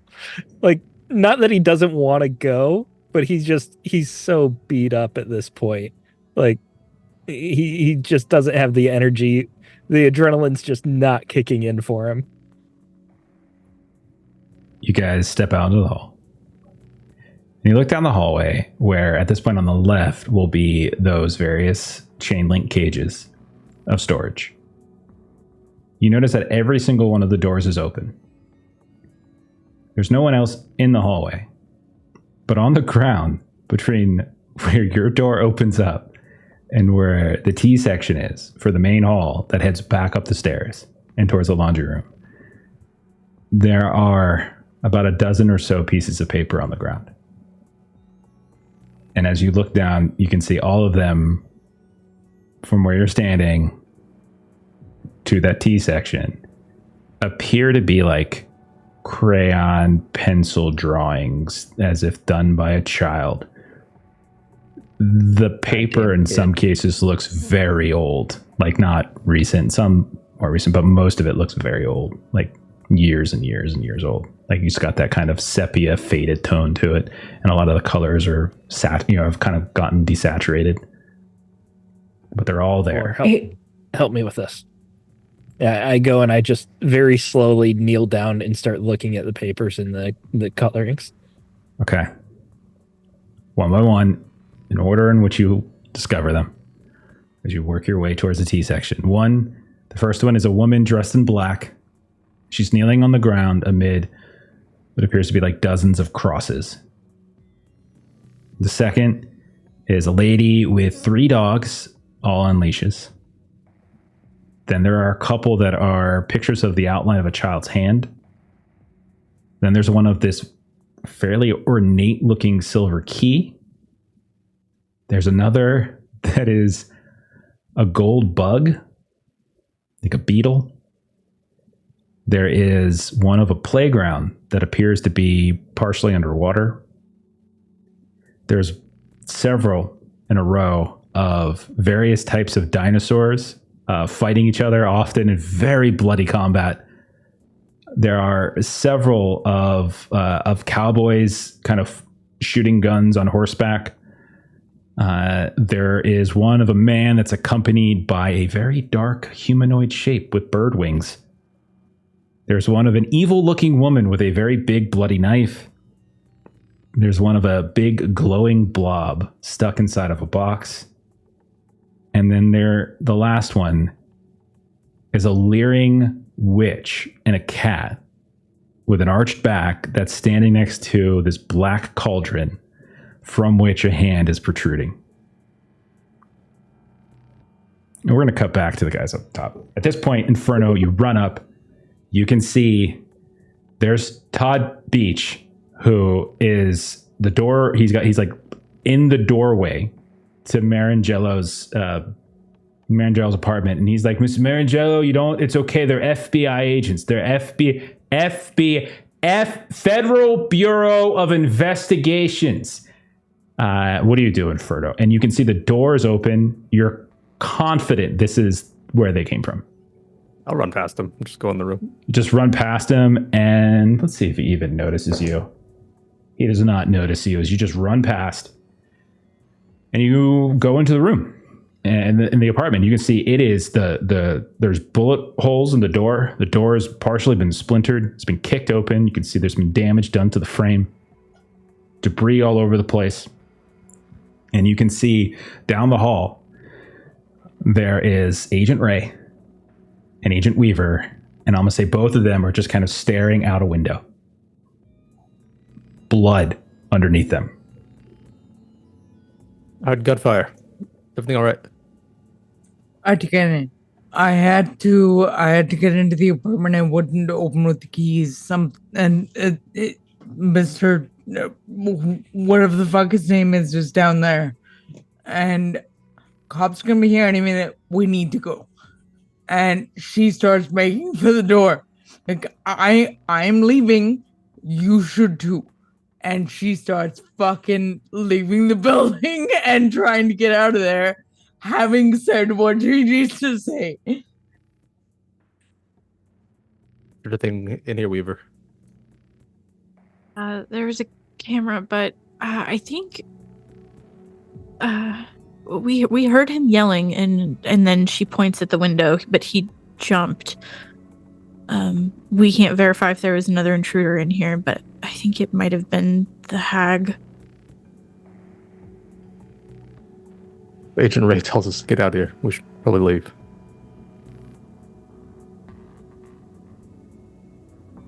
And I'll do so. Yeah. Okay, so 3 of you flee the scene. I've left already. Yeah, 3 of you flee the scene. Take the camera with you. It's fine. Okay. What's your stealth, Inferno? It's only 16. Okay. Let me see if... Okay. All right. You guys get out. You start running. You hear like the door to Miss Morangello's apartment is semi-closed. And you hear like, my name is Miss Mary Elizabeth Morangello. There was some sort of attack with my neighbor. Tell them that there's FBI agents on scene. There's some FBI agents on scene. My neighbor, he's a very bad man, but I don't think he deserves anything like... And then you guys run past. I would like to text Fuller and Vin on the way out. Okay. And just say, cops are coming, leave now. You guys get that text? So Fuller and Price were looking at the kind of kids' drawings, and so we'll just like kind of gather them all together. And we gotta go. We gotta go. The actual cops are coming. Let's take all the stuff. Yeah. 1 minute. And I just want to do a quick look around this storage room. I have to before we run away. Like You didn't get to go drawings to the green were box, so you got to look through here. the drawings were pulling us in No, just when I thought I was out.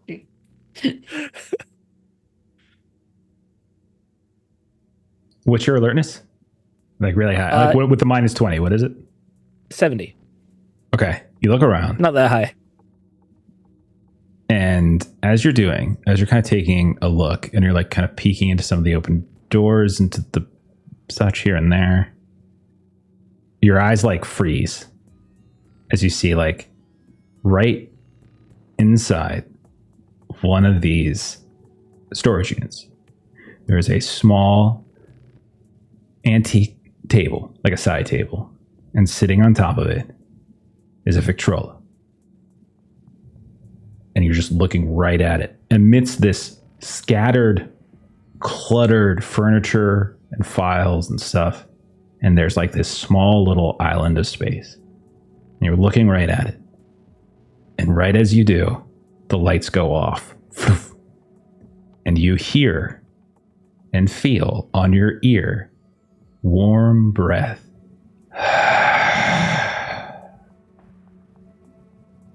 Roll sand test. Someone's got to get an electrician out here. These lights are going on and off. Rats are chewing through the wires or something. All right. Do I get -20 to sand too? I don't think so. I think it's just a skill. I think it's and just attribute checks. skills. Yeah. That would screw Inferno. I rolled a 15. I needed a 37. Thank God. Okay. You need a 15. You rolled a 37. You need a 15? Your sanity's down to 15? No, I rolled a 15. I needed 37. So I passed. Okay. You feel like you feel the warmth. You hear the breath. You steady yourself. You've been in worse situations before. Fuller, lights go out for you, and you hear and feel on your ear a warm breath. Roll a sand test. Sure. That is a 42 under 50. Pass. Okay. You also hold it together. And then there's like this cackle that suddenly emits, and you just, both of you hear it. And the lights come right back on. And the two of you are staring at each other. And both of you are going with your mouths wide open. And then you stop yourselves in the middle of the process. And Price would have also pulled his gun and in the darkness aimed it at the laughing. Mm-hmm. So Fuller, you would see him with his gun pointed at you. As soon as he recognizes it's you, he'd pull it back. But he did definitely have it out. Oh gosh. What? And she kind of wipes her eyes. What just happened? You were cackling? You were the one fucking laughing. No, you were. You were laughing. I just heard you and saw you. It wasn't me. This isn't the time for pranks. And I turn around and I go to the Victrola. Oh, when you turn around, the Victrola's not there. It's just a cluttered and terrible storage space. So you turn in, you go, and it's just the little island of space is now gone, replaced by just trash and debris. What are you looking at? It's just a bunch of crap over there. There was an old time record player. I saw the same thing up on the 4th or 5th floor. Who even keeps track these days? Shit. Look for a record player. And I start like the cops going are coming. through the Do storage we have units. time for this? We have time. Like, Find the record player. Okay. What are your she's searches? Just gonna start. You guys both have pretty good 62 at this search. point. 50 for me, so 30 actually. Okay. I'll say 5 minutes go by. You don't find it. Inferno, Ray, Weaver. 5 minutes have gone by since the text. You're outside. A crowd has started to form on the street, as you might imagine, around this dead body. People are freaking out. I'll say you hear the sounds of sirens approaching. They're not quite there yet, but you hear the sounds of sirens as if people are coming. And they have not, your fellow agents, Price and Fuller, have not left the building yet. What do you three do? Ray is walking away from the crowd and sending another text to everyone in caps, leave. Okay. While following behind, Lisa's got like the camera in her bag and she's... No, we need to separate. Go that way. Fuck, okay, shit. And Weaver's gonna start looking at the images to see what pictures he got before whatever happened to him. Okay, so you're walking on the street with a camera out. Opposite directions. Okay, Not so in the street. No. And On the it's street, like being on in the my sidewalk. purse. It's Sorry. like in my purse, yeah. Okay. So are you looking at the pictures or are you not looking at the pictures? Can I not look at them in my purse? So if you're putting it I don't in know your what the purse, camera looks like. Yeah. it's just a digital camera. It's like it's 19 Oh, it's, okay, or okay. not 2020. It's 2013. So it's a big old. It's kind of hefty. So it's not like but it's like a professional photographer's camera. It's not just like some cheapy thing. So it's fairly bulky, right? So yeah. She'll get to some place and then she'll look at the pictures. Okay, so you just walk. That's fine. And then Inferno, what are you doing? I'll make my way to the car and All wait right. for. Hopefully, the agents can make it out. Okay, no problem. You go inside. So the three of you, separate ways. Weaver, you're heading off maybe towards like a coffee shop. Ray, you're going in a different direction. Inferno, you're in the car. Price and Fuller, you get another text, more adamant from Ray to get the hell out. What do you two do? Let's go. Come on. And so Fuller kind of goes, and it's kind of like everyone for themselves in getting out of here. Like, if he's like asking for help, she'll support him, but like she's not gonna get weighed down by someone that doesn't seem urgent to leave.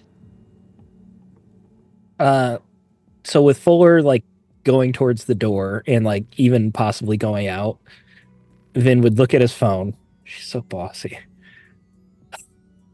And then look out at Fuller leaving. Look one sweeping glance again, not seeing the Victrola, and then follow Fuller. Okay, what are you guys' stealth tests or stealth skills? Again, Bryce, give me the minus. With the -20, I'm at 51. Good you want. Okay, still better than Fuller. Okay, Fuller's like whistling on her way out. All right, the two of you leave. Okay, you get out.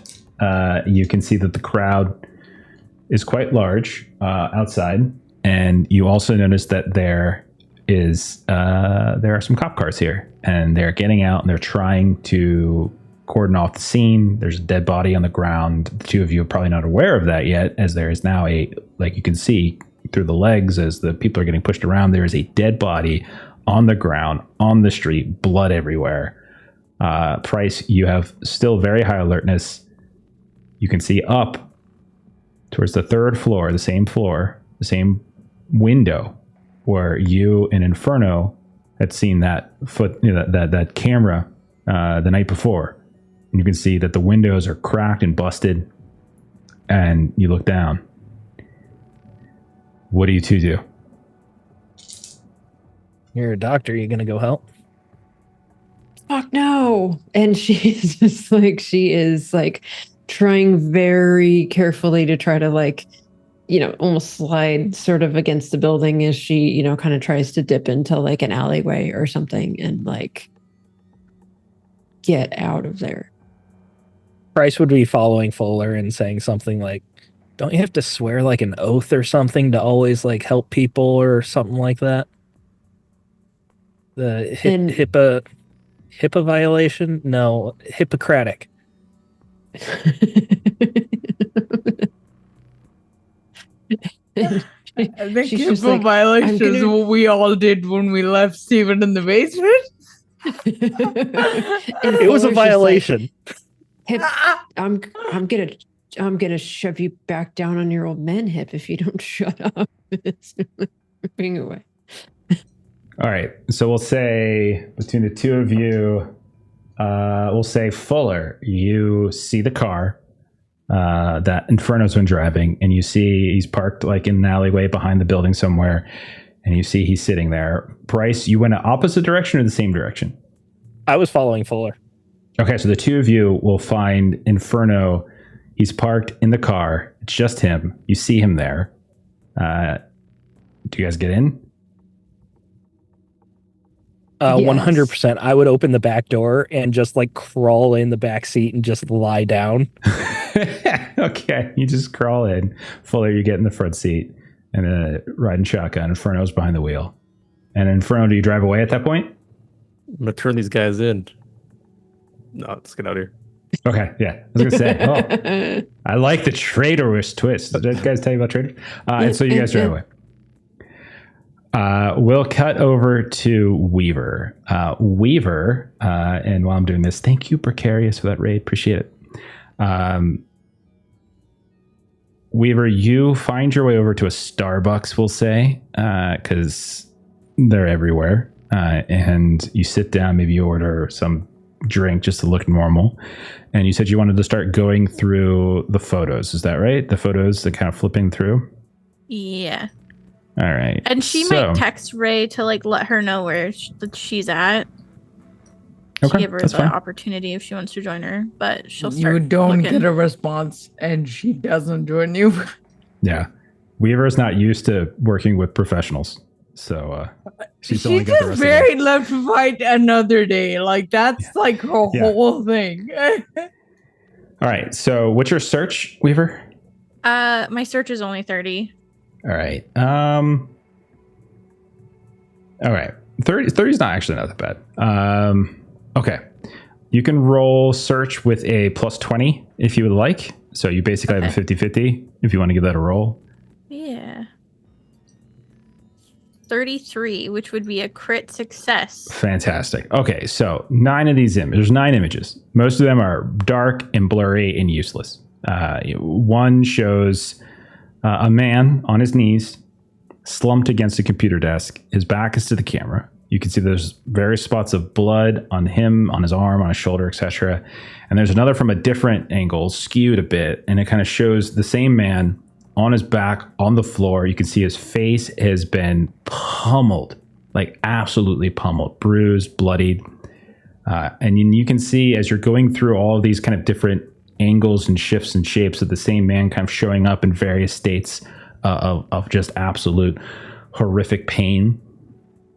You notice that one of these blurry shots that you had discarded initially, there's this tiny spot of glare amidst like an otherwise kind of indistinct shape. And when you rotate the picture slightly, right as you kind of get your drink, you see a face. Not his, though. You see a face of, you see a face of, you think it's like a partial face of a young woman, and you can see there's like a nasal stud earring in one nostril. And that is what you see. Interesting. All right. So, all of you have fled the scene. We'll say it's afternoon. Is it fair to say that you all eventually reunite back at the motel, or do you have other plans in mind? No other plans for me. I'm going to the hotel, and just in case I am packing. Fair enough. Okay. So, and then Weaver, are you heading back as well? Yeah, I think I would. Okay. So we'll say at some time. Yeah, go ahead. I would make Luca stop by a corner store before going back to the motel. Not telling you guys what he needs. And he would come back with a carton of cigarettes and just dozens of energy drinks. Okay. I like it. Excellent. He just comes back with a big carton of like, what do you smoke? Like Morley's? Morley's. Yeah. That's what I thought. Amazing. And then just like a 20 pack of like Monster. And you all make it back to the motel. Bags. Just bags of it. You're just coming in, clink, clink, clink as you're coming out. Like an older or like a young kid is helping you with your bags out to your car because you're an old beaten up man. And I just took a whole shelf. We'll say you guys all get back evening time. It's not yet. It's I'll say like sunset basically because you all kind of split up, did a couple of things, kind of laid off the radar, and eventually you all make it back to the motel. It is not quite sunset yet, so it's still some light left. But you're back at the motel. You're amongst each other. What are you guys doing? What are you saying? All that kind of stuff. One of the first things, obviously, that Weaver does is she shows them all the pictures, specifically the one of like the younger woman with the nose piercing. And then she's going to start, we have Maddie's first name and last name. She's going to try and find her on like Facebook, MySpace, and see. Actually, Luca and Vin also saw her doing their stakeout. So if that's the same woman, like enter the building with Kurt. Is it the I same don't. woman? Do they recognize? I'm waiting. her? I just want to confirm that Weaver is actually showing it. I know you guys sometimes. Yeah, she did.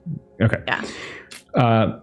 So I'll say this: Inferno for sure. You recognize her because Inferno, you saw her in the hallway. You see, like I would say you probably didn't have enough specific detail from the stakeout because it was in the dark and it was at a distance. But inside, when you first got to the building, there was one point where you were passing a young woman who got off the elevator and then went into the apartment across the hall from Ronnie. And you remember, and especially now looking at her, she had a stud in her nose. And this looks just like her. Now, obviously the picture is partial and it's blurry, but you recognize the stud at the very least.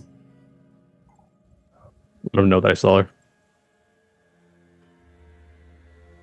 So, Maddie killed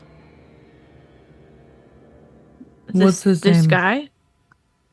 Why would Maddie kill him? I don't know.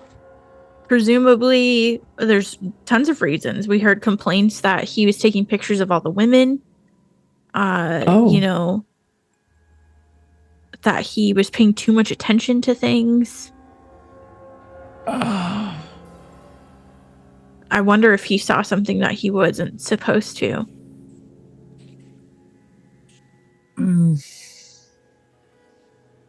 Okay, so we've had 2 murders of people that live in the building in like a matter of days. Yeah. What are we doing? Like, Maddie's somehow connected. Like Kurt said that he and her were really Ronnie's only friends right now. She had access I don't know to his how email. And Ronnie as well. But and it's if she is, it wouldn't have been difficult for her to kill the other man if she has any kind of supernatural anything. Do we know where she works?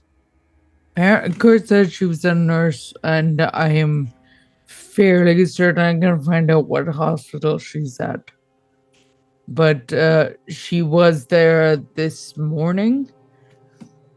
Maybe she'll be there tomorrow morning too. So, okay. And Fuller wants to look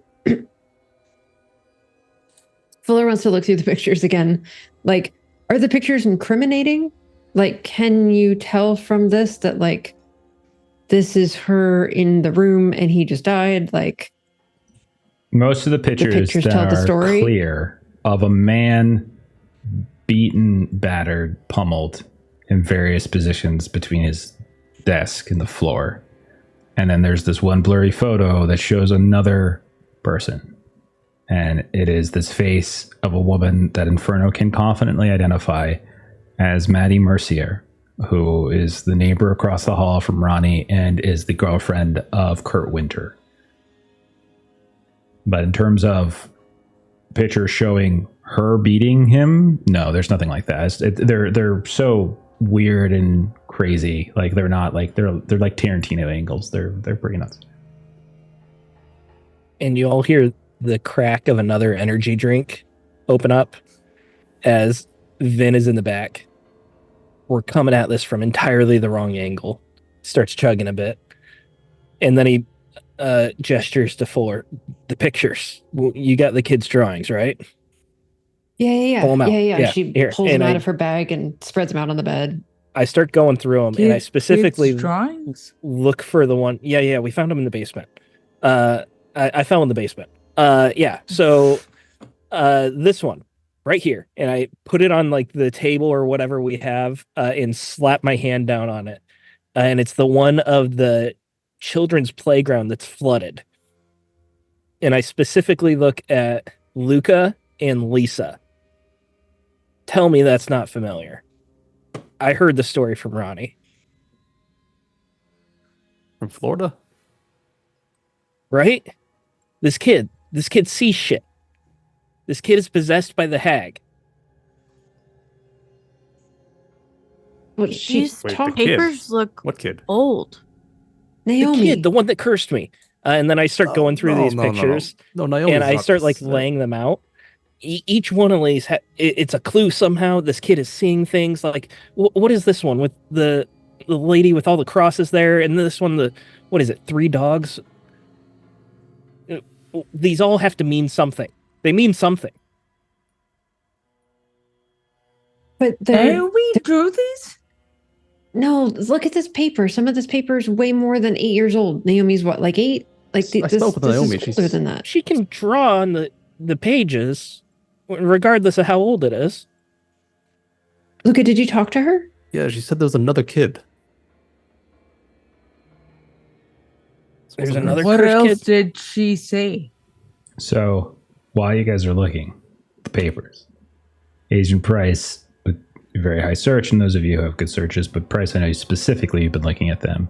You notice that many of the drawings that you and Fuller have collected have been signed on the back, usually by someone named William Dodge. Shit. That's the kid that died. I was just thinking that. And Ray will look at Vin and nod as soon as he says it. And I go through like whatever pages we have. I know it was from the photo album scrapbook. We kept that, right? So it would be at the motel. And I pull out the obituary and I just read it off. William Dodge, 8 years old, died natural causes at Villagio del Sorelle, survived by his parents, 2 younger brothers, bright, creative boy. God damn it. These kids and their curses, they're all fucking possessed. Death is believed to have been due to complications from a recent illness. So this hag just goes after kids. And Not- adults too, not just kids. Kurt said kids. apparently I mean- 10 or 20% of the population have these kinds of things.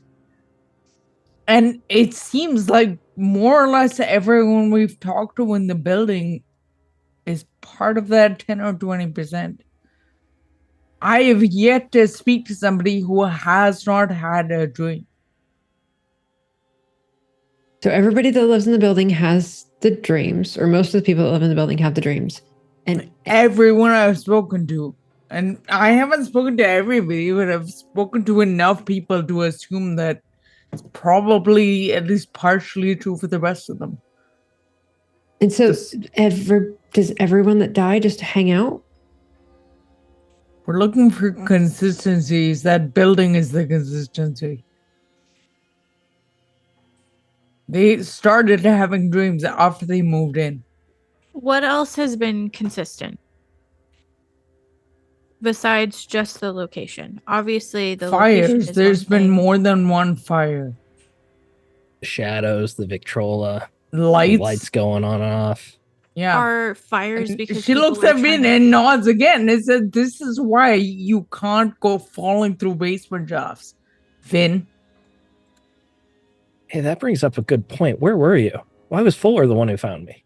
Because I was trying to distract the person who came into the hole when you. I'm sorry I didn't come after you. And she looks over like kind of chuckles like, "You seem fine." He kind of like droops like he's about to fall asleep and then jerks back up, grabs another energy drink, pops it open again. Yeah, I'm doing great. I told you not to go in that vent. So there's already been fires, right? So like burning the building doesn't seem like the solution. Like there's already been fires and that doesn't do anything. A bunch of people have lived there. I wouldn't want to burn people's homes. I mean, it's the people. Okay, so if we agree that Maddie is the problem, then we need to figure out what to do with Maddie, or we need to see if is Maddie maybe one of the three. Is she the only one? So, Luca, did Naomi say that she talks to, like, is there one granny or multiple grannies? Just the one. So there's just the one granny. And then the Tell kid you in the what. basement? We want this granny to show herself. Let's just use the kid as bait. So who's the third? If Maddie is one and Granny is the other, then who's the third sister? Well, we do have notes from Ronnie's journal where he said, Crazy Mary stares at me and whispers in the dark. The kid keeps staring at me. She's fully crazy though. Like I haven't spoken to her, but I don't get the sense she has the capability to. I think she's just kind of a crazy old lady, and frankly, it's that makes me a little okay to stay in this hotel room and talk to, because when she tells the cops that the FBI were there, she's kind of crazy enough that they might not immediately believe her. But Todd buys is there. us it buys us a little bit of time. Not a lot, but a little. All I know is that the cops are going to be there now surveilling. They're going to be processing this scene for hours. And then they're going to be doing interviews and asking questions, and they're going to have our descriptions. So how the fuck, one, are we going to get back in this goddamn building? And two, how the fuck do we deal with a hag? Yeah, I Clicking of the lighter again. don't know. I feel like we're just glossing over my idea. Let's just use the kid as bait. Granny obviously likes her. We take the kid, and then Granny will show herself. That is so morally reprehensible. But it's not a bad idea. Yeah, two birds, one stone. We're not gonna hurt the kid. We're just gonna traumatize her for the rest of her life.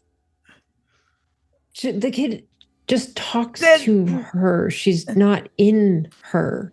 We don't know that she's in Maddie either. Okay, we don't even know if hags reside in people. That's crazy. Like, do you hear yourself? Like, if you try to take my fucking daughter, I would shoot you in a heartbeat. We're not taking your daughter. You'd be allowed to do that, but we're not. I'm not taking someone else's kid. That's fucked up. Okay. Vin gives Isha a look. Ray kind of shrugs like, I'm not a parent, man.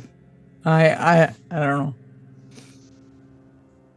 I got married, it didn't work out. I don't have kids. I have no idea. Like, we need to figure out what the fuck do you do with a hag? How do you stop a hag? Do we have any books that relate to that at all? I don't remember. So I have that one really thick text that Lisa's been reading, but it's really academic. It's going to take like a whole week. Yeah, and it's not. There's nothing in it about like this is how you fight a hag. That's just not the universe like you guys live in. So, it's really just like collective studies. Yes, nobody spoke of getting too nosy. Frank, the guy just jumped out the window. Do you know what we have not yet looked into? And this might give us some direction about the hag is, and Lisa, you said this before, Blair, pardon me, you said this before, the mythology of it.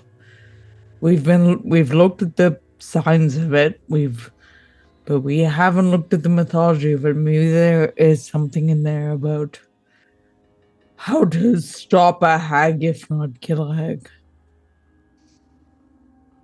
I mean, it sounds like Frank was working on this for a while. And Frank, what?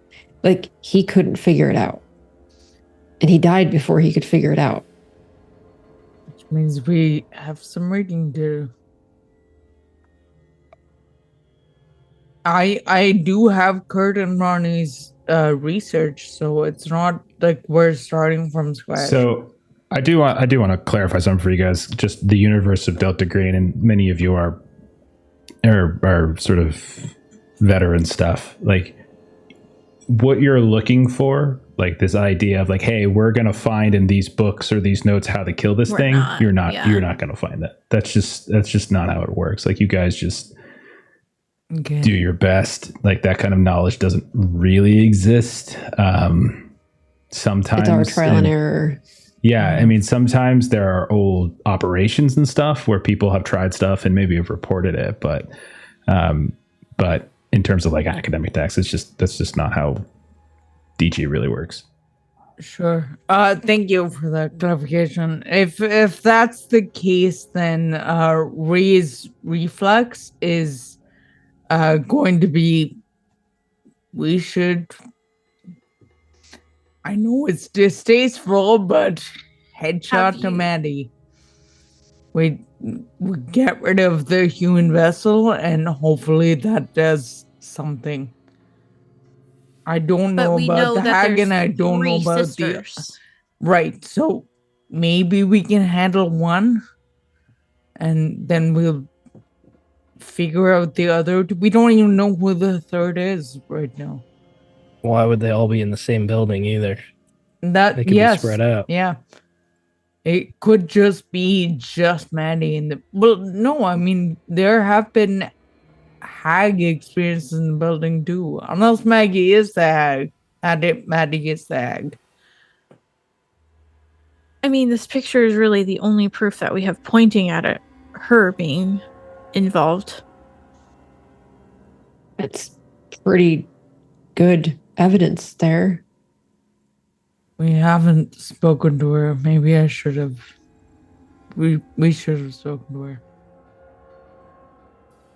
Jeff, can I ask you, I know we were rushed in the basement because we were trying to get out. Sure. Did it feel like we did a once over of most everything there, or was there a lot like we didn't get to go through? Oh, there were large, cluttered, storage units with probably decades of old crap that people have left there and never removed, and you guys just like did a quick 5 to 10 minute thing as you were getting text. So yeah, you didn't really do a deep dive at all. There's something about that basement. There's something about the 4th, 5th floor. The Victrola was in both places. There's something about those. I want to search that basement more. There's got to be something there. The hag dropped me down there for a reason. I wonder if like her lair is down there. Do hags have lairs? Well, I mean, to your point, that place is going to be crawling with cops for at least the next couple days. Two. Yeah. And FBI agents fled the scene. And Luca and I, Mrs. Starrett, the owner, she's got copies of our FBI badges. We need to stay hidden. People still live in the building. They got to be able to come and go. Getting into a storage unit in the basement shouldn't be too difficult. We just need to determine, is this something we really feel like we can accomplish and deal with? Shooting Maddie is probably not going to be as easy as just shooting Maddie. All we have on Maddie is a picture. I mean, the kid cursed me to my face, so I feel like the kid said some crappy things. Then, I mean, I'm okay to use the child as bait. I think that's not a terrible idea. I wasn't suggesting we kill the kid. I wasn't suggesting that at all. Yes, Crack you open were. Another drink. No, I wasn't. I was just saying that she sees Granny, so if we know where she is, we'll know when Granny shows up. Until then, we might as well check out the storage unit in the basement before we start shooting other tenants in this building. But the other tenants are involved in killing people. They aren't just existing without harming anybody. If they were, I'd be with you, but they aren't. They have killed at least one person, maybe two. And one of them was running. Well as I do, how easy it is for things to fuck with your brain. That picture doesn't mean shit. What do you need for this to be something that you're on board with? It could mean something. I'm not saying it doesn't. I'm just saying we don't know till we know. Oh, that's it true. feels I like just don't think we have. Sorry, go ahead. I mean, I agree. Like getting back in the basement, if it's a place of storage where there's a lot of things down there that haven't been touched in a long time, it makes perfect sense that there's something that's been hidden way back there that nobody ever knew what to do with. Are we going to be able to go down there and search this for however many days it's going to take to search all of the crap that's down there? And who's going to die in that time? I mean, if people die and she looks at Vin like kind of aggressively because he's talking about killing the kid. I have not talked about killing the kid. I want to throw that out there. I said we use her as bait. I never once suggested we kill her. And Ray's on board for using her as bait, to be clear. But it's probably something like the Victrola that's in the basement. Like, we probably do need to find the Victrola and destroy it. It could be that simple that once we get rid of that, then nobody's talking to Naomi and nobody's occupying dreams and nobody's telling anybody to go murder people. Maybe. Well, and who's to say that the hag isn't going to eventually also kill Naomi? You know, this kid drew that shit like she did. Yeah. We're going through hypotheticals here. We just got to work with what's in front of us. We got to find the actual evidence. So what's the goal? We wait till Fuller can rent the apartment. She gets cleared, can move in, and then she can freely access the basement at all times? That's a fucking waste of time. I'm not going to stay here that goddamn long. I really think that Maddie has to be taken care of. Vin, there's that thing that Ronnie used to say that I know that I've heard you say about coincidence and paranoia. And I know I've heard you say that. And I know it was something Ronnie used to say. This is not circumstantial that we saw this picture of her. Like that's not a coincidence. That is something that needs to be handled. We just have to kidnap is a Maddie. Symptom. Get her to talk a bit, see what's up with her. We send a couple of us back to the basement. We'll find a way in. So, who here has law enforcement background? Inferno, you're in the DEA. Did you say you did some like? Were you on the cop when you went up to like Buffalo or something? Were you like a private detective or were you like on staff law enforcement? It was all DEA stuff. Like all official. DEA stuff. And Price, you've had CIA background, right? Okay. So the two of you would be the ones most likely, because everybody else doesn't necessarily have like a criminal background, right? So the two of you would know in terms of like crime scenes and investigation and stuff like that. So you would know that it's not like they're going to have the building on total and absolute lockdown every minute of every day for the next week. Like the initial investigation, the few hours of finding the body, roping off the scene, taking the body away, taking a bunch of pictures and all that kind of stuff is going to take several hours, but it's not like they're going to be working until, 2, 3, 4, 5 o'clock in the morning. Cause like people live in the building, right? So it's not like there aren't windows that you could potentially get back inside. So it's not like an impossible task. Dangerous, sure. Like you could certainly get caught, but like it's not impossible. So I just want to make sure that you guys would know that. Inferno and Price for sure would know that. Okay, so Inferno, you were saying we try to get back, search the basement. Yeah, we just wait a day. They'll clear the scene. Maybe the residents on high alert, but we can make it in.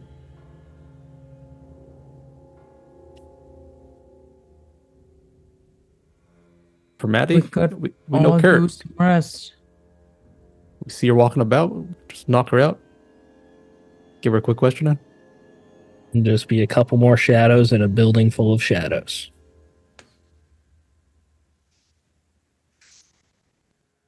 Weaver, are you good with this? She just kind of shrugs.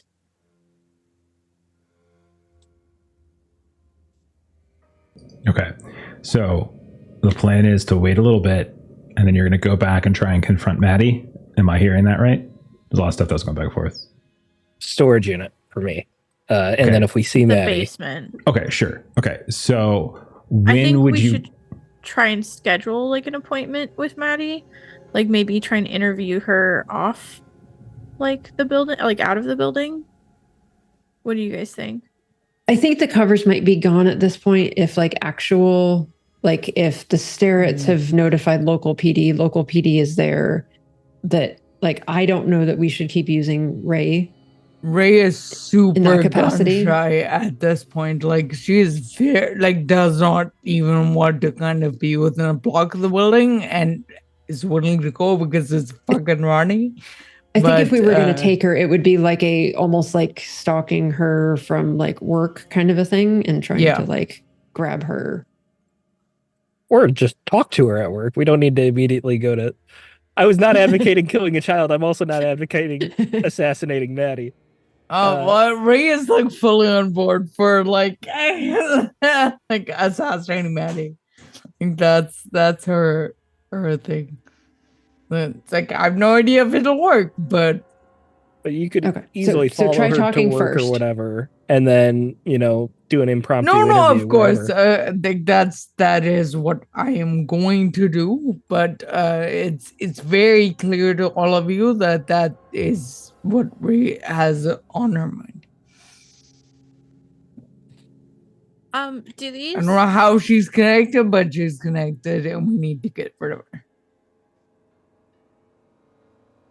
do these child drawings, like obviously aside from like the cauldron kind of thing, does anything particularly like stand out to Lisa, like occult wise?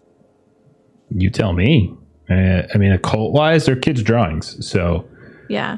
it's I'm really just saying, whether like, or not. are there any potential like symbols that have been scribbled in there? No, they're just really crude kids' drawings of different things. Okay. So any meaning you see in it is meaning you see in it. So Luca saw some of her drawings upstairs, and then these are the drawings from downstairs. So That's correct. if I took notes correctly, there were similar drawings from downstairs to upstairs with an individual with dark wings. Yeah, so there was one. So the ones that you saw similar, there was the wing one. Yes, there was. Hang on. So there was one was of a black human shaped thing with great black wings. That was the one that Naomi drew, and then in the basement you found one as a man accompanied by a dark humanoid shape with bird wings. You saw in Naomi's apartment, you saw there was outlines of a child's hand, excuse me, and then also the same thing in the basement.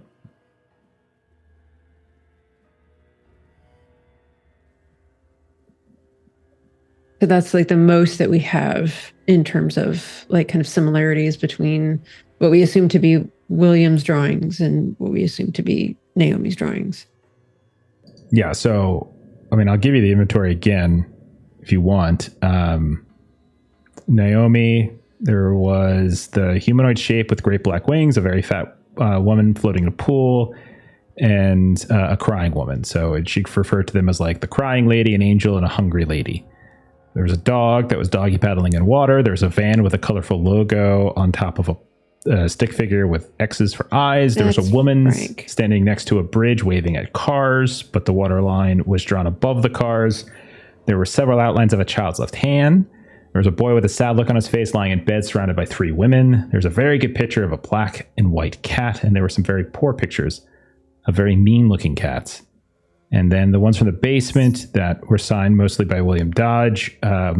One is a woman dressed Yeah, I in think black, I've got kneeling those. on the ground amid dozens of crosses, a lady with 3 dogs on a leash, a few pictures of the outline of a child's hand, an ornate silver key, a gold bug, a playground, half underwater, countless drawings of various types of dinosaurs, often fighting each other in combat, several cowboys shooting at each other from horseback, a man accompanied by a dark humanoid shape with bird wings, an evil-looking woman with a big bloody knife, a big glowing blob stuck inside a box, and a leering witch, and a cat with an arched back standing next to a black cauldron with a hand protruding from it. So, what do you guys do? So who's going back to the basement? Wait till the next day. Then I'll go to the basement. When we say the next day, do we mean like AM or do we mean like during the day? Like, what do you mean by the next day? I feel like we're waiting, letting a full day go, Okay. making sure everybody's gone, and then So what, like next evening or? like second Evening day. would Like nothing. kind of I don't make think anything sense. should happen tomorrow. Give tomorrow for the investigation, then 2 days later. Evening would make sense because Todd, what's his name? He's full time, but he'll be more active during the day. So if we're Yeah. sneaking in, it'd be easier going at like dinner time, I would assume. Yeah. Awesome. We can get some health back. So- Oh, I'm not there's- sleeping. Well, that was my question. Do you guys go to sleep? Ray does. Yes. I don't think Vin has enough willpower to actually stay up, but he will do his best to attempt it. Okay. All right. So everybody who goes to sleep, I need you to make a roll for me, please. Go ahead and roll POW times 5.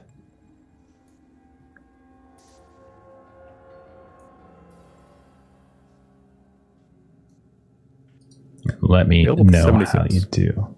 Okay. 54 under 70. You're the only one that succeeded. All I right. don't know what that means. Why are y'all going to sleep? So you all go to your respective rooms in your hotel. Vin, are you staying up or are you actually going to sleep? I'm chain smoking and drinking these energy drinks all night long. Morning comes. Vin, you've been chain smoking, you've been drinking Monster Energy drinks all night long. Your hands are shaking, you're seeing double, you're feeling extremely lightheaded, all of these things, but you are nonetheless awake, if not extraordinarily on edge, and, as you might expect, exhausted. Agent Ray, you wake up. You actually got a night's sleep. You can go ahead and you can gain back some willpower, all that wonderful stuff. However, when the two of you check in on your 3 fellow agents, you realize that each one of them is comatose. You shake them, shuffle them around, and each one of them doesn't wake up.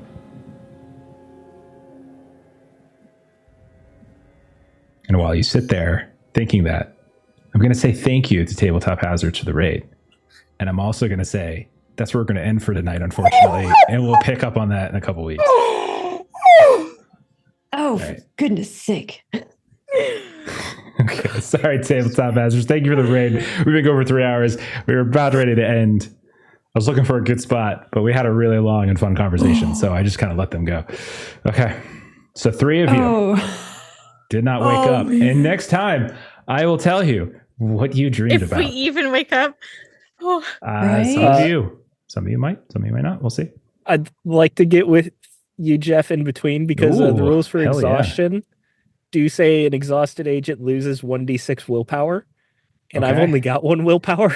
oh shit. Not only Oh, then. fuck. oh. So, okay. We'll set that up and see We'll next get time. over it. Yeah, we'll figure it out. We'll figure it out. Yeah. Okay. All right. So we'll pick it up next time. Okay.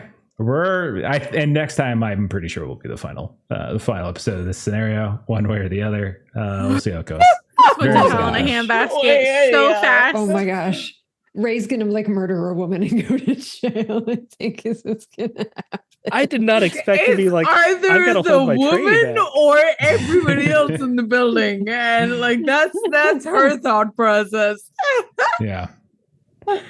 Well, we'll see how that goes, how this turns out. As we are right up against the end. We really are. We're right there. I'm very excited. So we'll pick it up. Oh boy. I mean, Vin's not wrong about her being bossy. Like she kind of decides a thing and then she's gonna do it. To be fair, Vince Yeah. says that about anyone who gives him the slightest suggestion. But she actually is bossy. It's like the boy who cried wolf with you. Well, he's not crying wolf now because he is laying dead and He's just comatose on the crying. ground in a pool of his own tears. All right, we'll pick up next time. We'll see how it's going. I think next time is definitely going to be in a scenario. We'll see who survives and go from there. Why don't we do some closing plugs? Steven, we're going to go ahead and start with my tray. So my tray, tell us where you can find it on the internet. I love doing that. That's like my new favorite thing to do. I am not Stephen, unfortunately. But I am Plays Games on YouTube. And you should check me out if you're into system agnostic tabletop content that centers the team and player space. Fan-freaking-tastic. Links in the description if you're watching this later on YouTube or if you're listening to this on the podcast feed. Just go ahead and check the description. All right, Steven. I hear you got some things you want to talk about, so go ahead and talk about them now. I've got a thing I would like to talk about that leads into other things that we all want to talk about. I'm creating a Weird West RPG. It's called Huckleberry. It's a lot of fun to play. You should play it with me by joining our Discord. I'm running about a playtest every week or so. Doesn't cost anything. Just join the Discord, sign up to be a playtester, and if there's an open slot, you get to play with me. It's a lot of fun. If you would like to get a free copy, early supporters can get it for free. Go to huckleberryrpg.com, sign up for the mailing list, and then you will get digital copy sent for free on August 1st. After that, you have to pay for it. So it's better to sign up now. Fan-freaking-tastic, man. As for the rest of us, as for our schedule, next stuff we got going on tomorrow, we are playing some Call of Cthulhu. Same crew, except it's like 1936 instead of 2013. But otherwise, it's relatively the same. They're all about to die. And they're going to be turned on by their own loved ones and et cetera, all that good stuff. And then Monday, you can catch us doing some Alien RPG. As we are, I think it's Alien. Yeah, it's Alien next week. So go ahead. I know it's not 426, but it's close enough. So come watch us play some Alien. Tuesday, Steven, what are we doing? We're playing some Frontier Scum. Talking about Weird West, that's actually an acid western. We're 2 sessions in, about to be finishing up our first storyline, and it's going off the rails, literally, as the train is about to derail and everyone's going to die. So you should join in and see how everyone has a horrific We're about death. to die? It'll be a lot of fun. I don't know. We've been doing really well so far. I'm pretty sure You guys have the done only really time That's what I thought. pretty sure the only time we got into danger is when you took control, moved us through a bunch of train cars and said, now you're in the train car with all the monsters. And we're like, we didn't even choose to do any of There these was things. that one time Derek got shot Interesting. pretty bad, to be fair. Who's Derek? It's not really. Not really good. He took his hat off. Everything was fine. It's Ah, Cowboy really Jesus, I believe. I know, right? Yeah, Jesus. Yes. absolutely. Then what else we got going on? Thursday next week, we're going to be playing some Simba Room. And this guy right here was joining us. So he's going to be playing some Simba Room with us. You can see Long and Jeremy argue over socioeconomic class theory. It's going to be great. And next Friday, we're going to be doing some Warhammer 40K Wrath and Glory, where we are ascending into a new tier of power or something. I don't know how it works. But we're going to be more powerful. and then probably still New get our level asses of kicked. crazy. It's probably still get our asses kicked. And that's it for us. Let's go ahead and raid somebody. We've been going on forever. Talk amongst yourselves. Why find us a raid? Because all of the people we normally raid have gone bye-bye for the night. Oops. Thank you, Tabletop Hazards, for the raid. Thank you, Burkarius and AMPZND. Thanks, Ashley. Got all of that covered. And thank you. I put this in chat. Thank you for the bits that saved our butts because we needed for to sure. get some boosts on our Yeah, we're going to rolls. need those next time. Although I did Bryce see was too unconscious for his like billion awareness or alertness or whatever the fuck. I was really hoping I would fail that alertness roll so I would have a chance for it to go up even higher. I'm not sure if other people noticed, but Jeff also got a couple complications along with the bits that we got. So we got some help. And I think there were 2 complications that went Jeff's way as well. So, you know, our dreams may be extra spicy next session. I Oh, did it's gonna be somehow great. make it through that session without losing a single sand. So I'm proud of that. You did. Yeah. I didn't think it'd be possible. You went No, down to 1 neither did HP, I. went back up to 3. So you only lost 1 HP and all that. It was a net positive session for Vin, actually. I'm still I found 1 less someone. HP than You I can have. stop talking. Stop talking. Stop talking. Okay. I found someone. We're My rating turn now. Hilarious Game I'm the Master. captain. They're playing a game. Looks like a TPRPG. There's like a map and everything. So follow. Let's see what they're all about. Have a great rest of your night. Thanks for hanging out. We'll see y'all later. Bye-bye. Yep.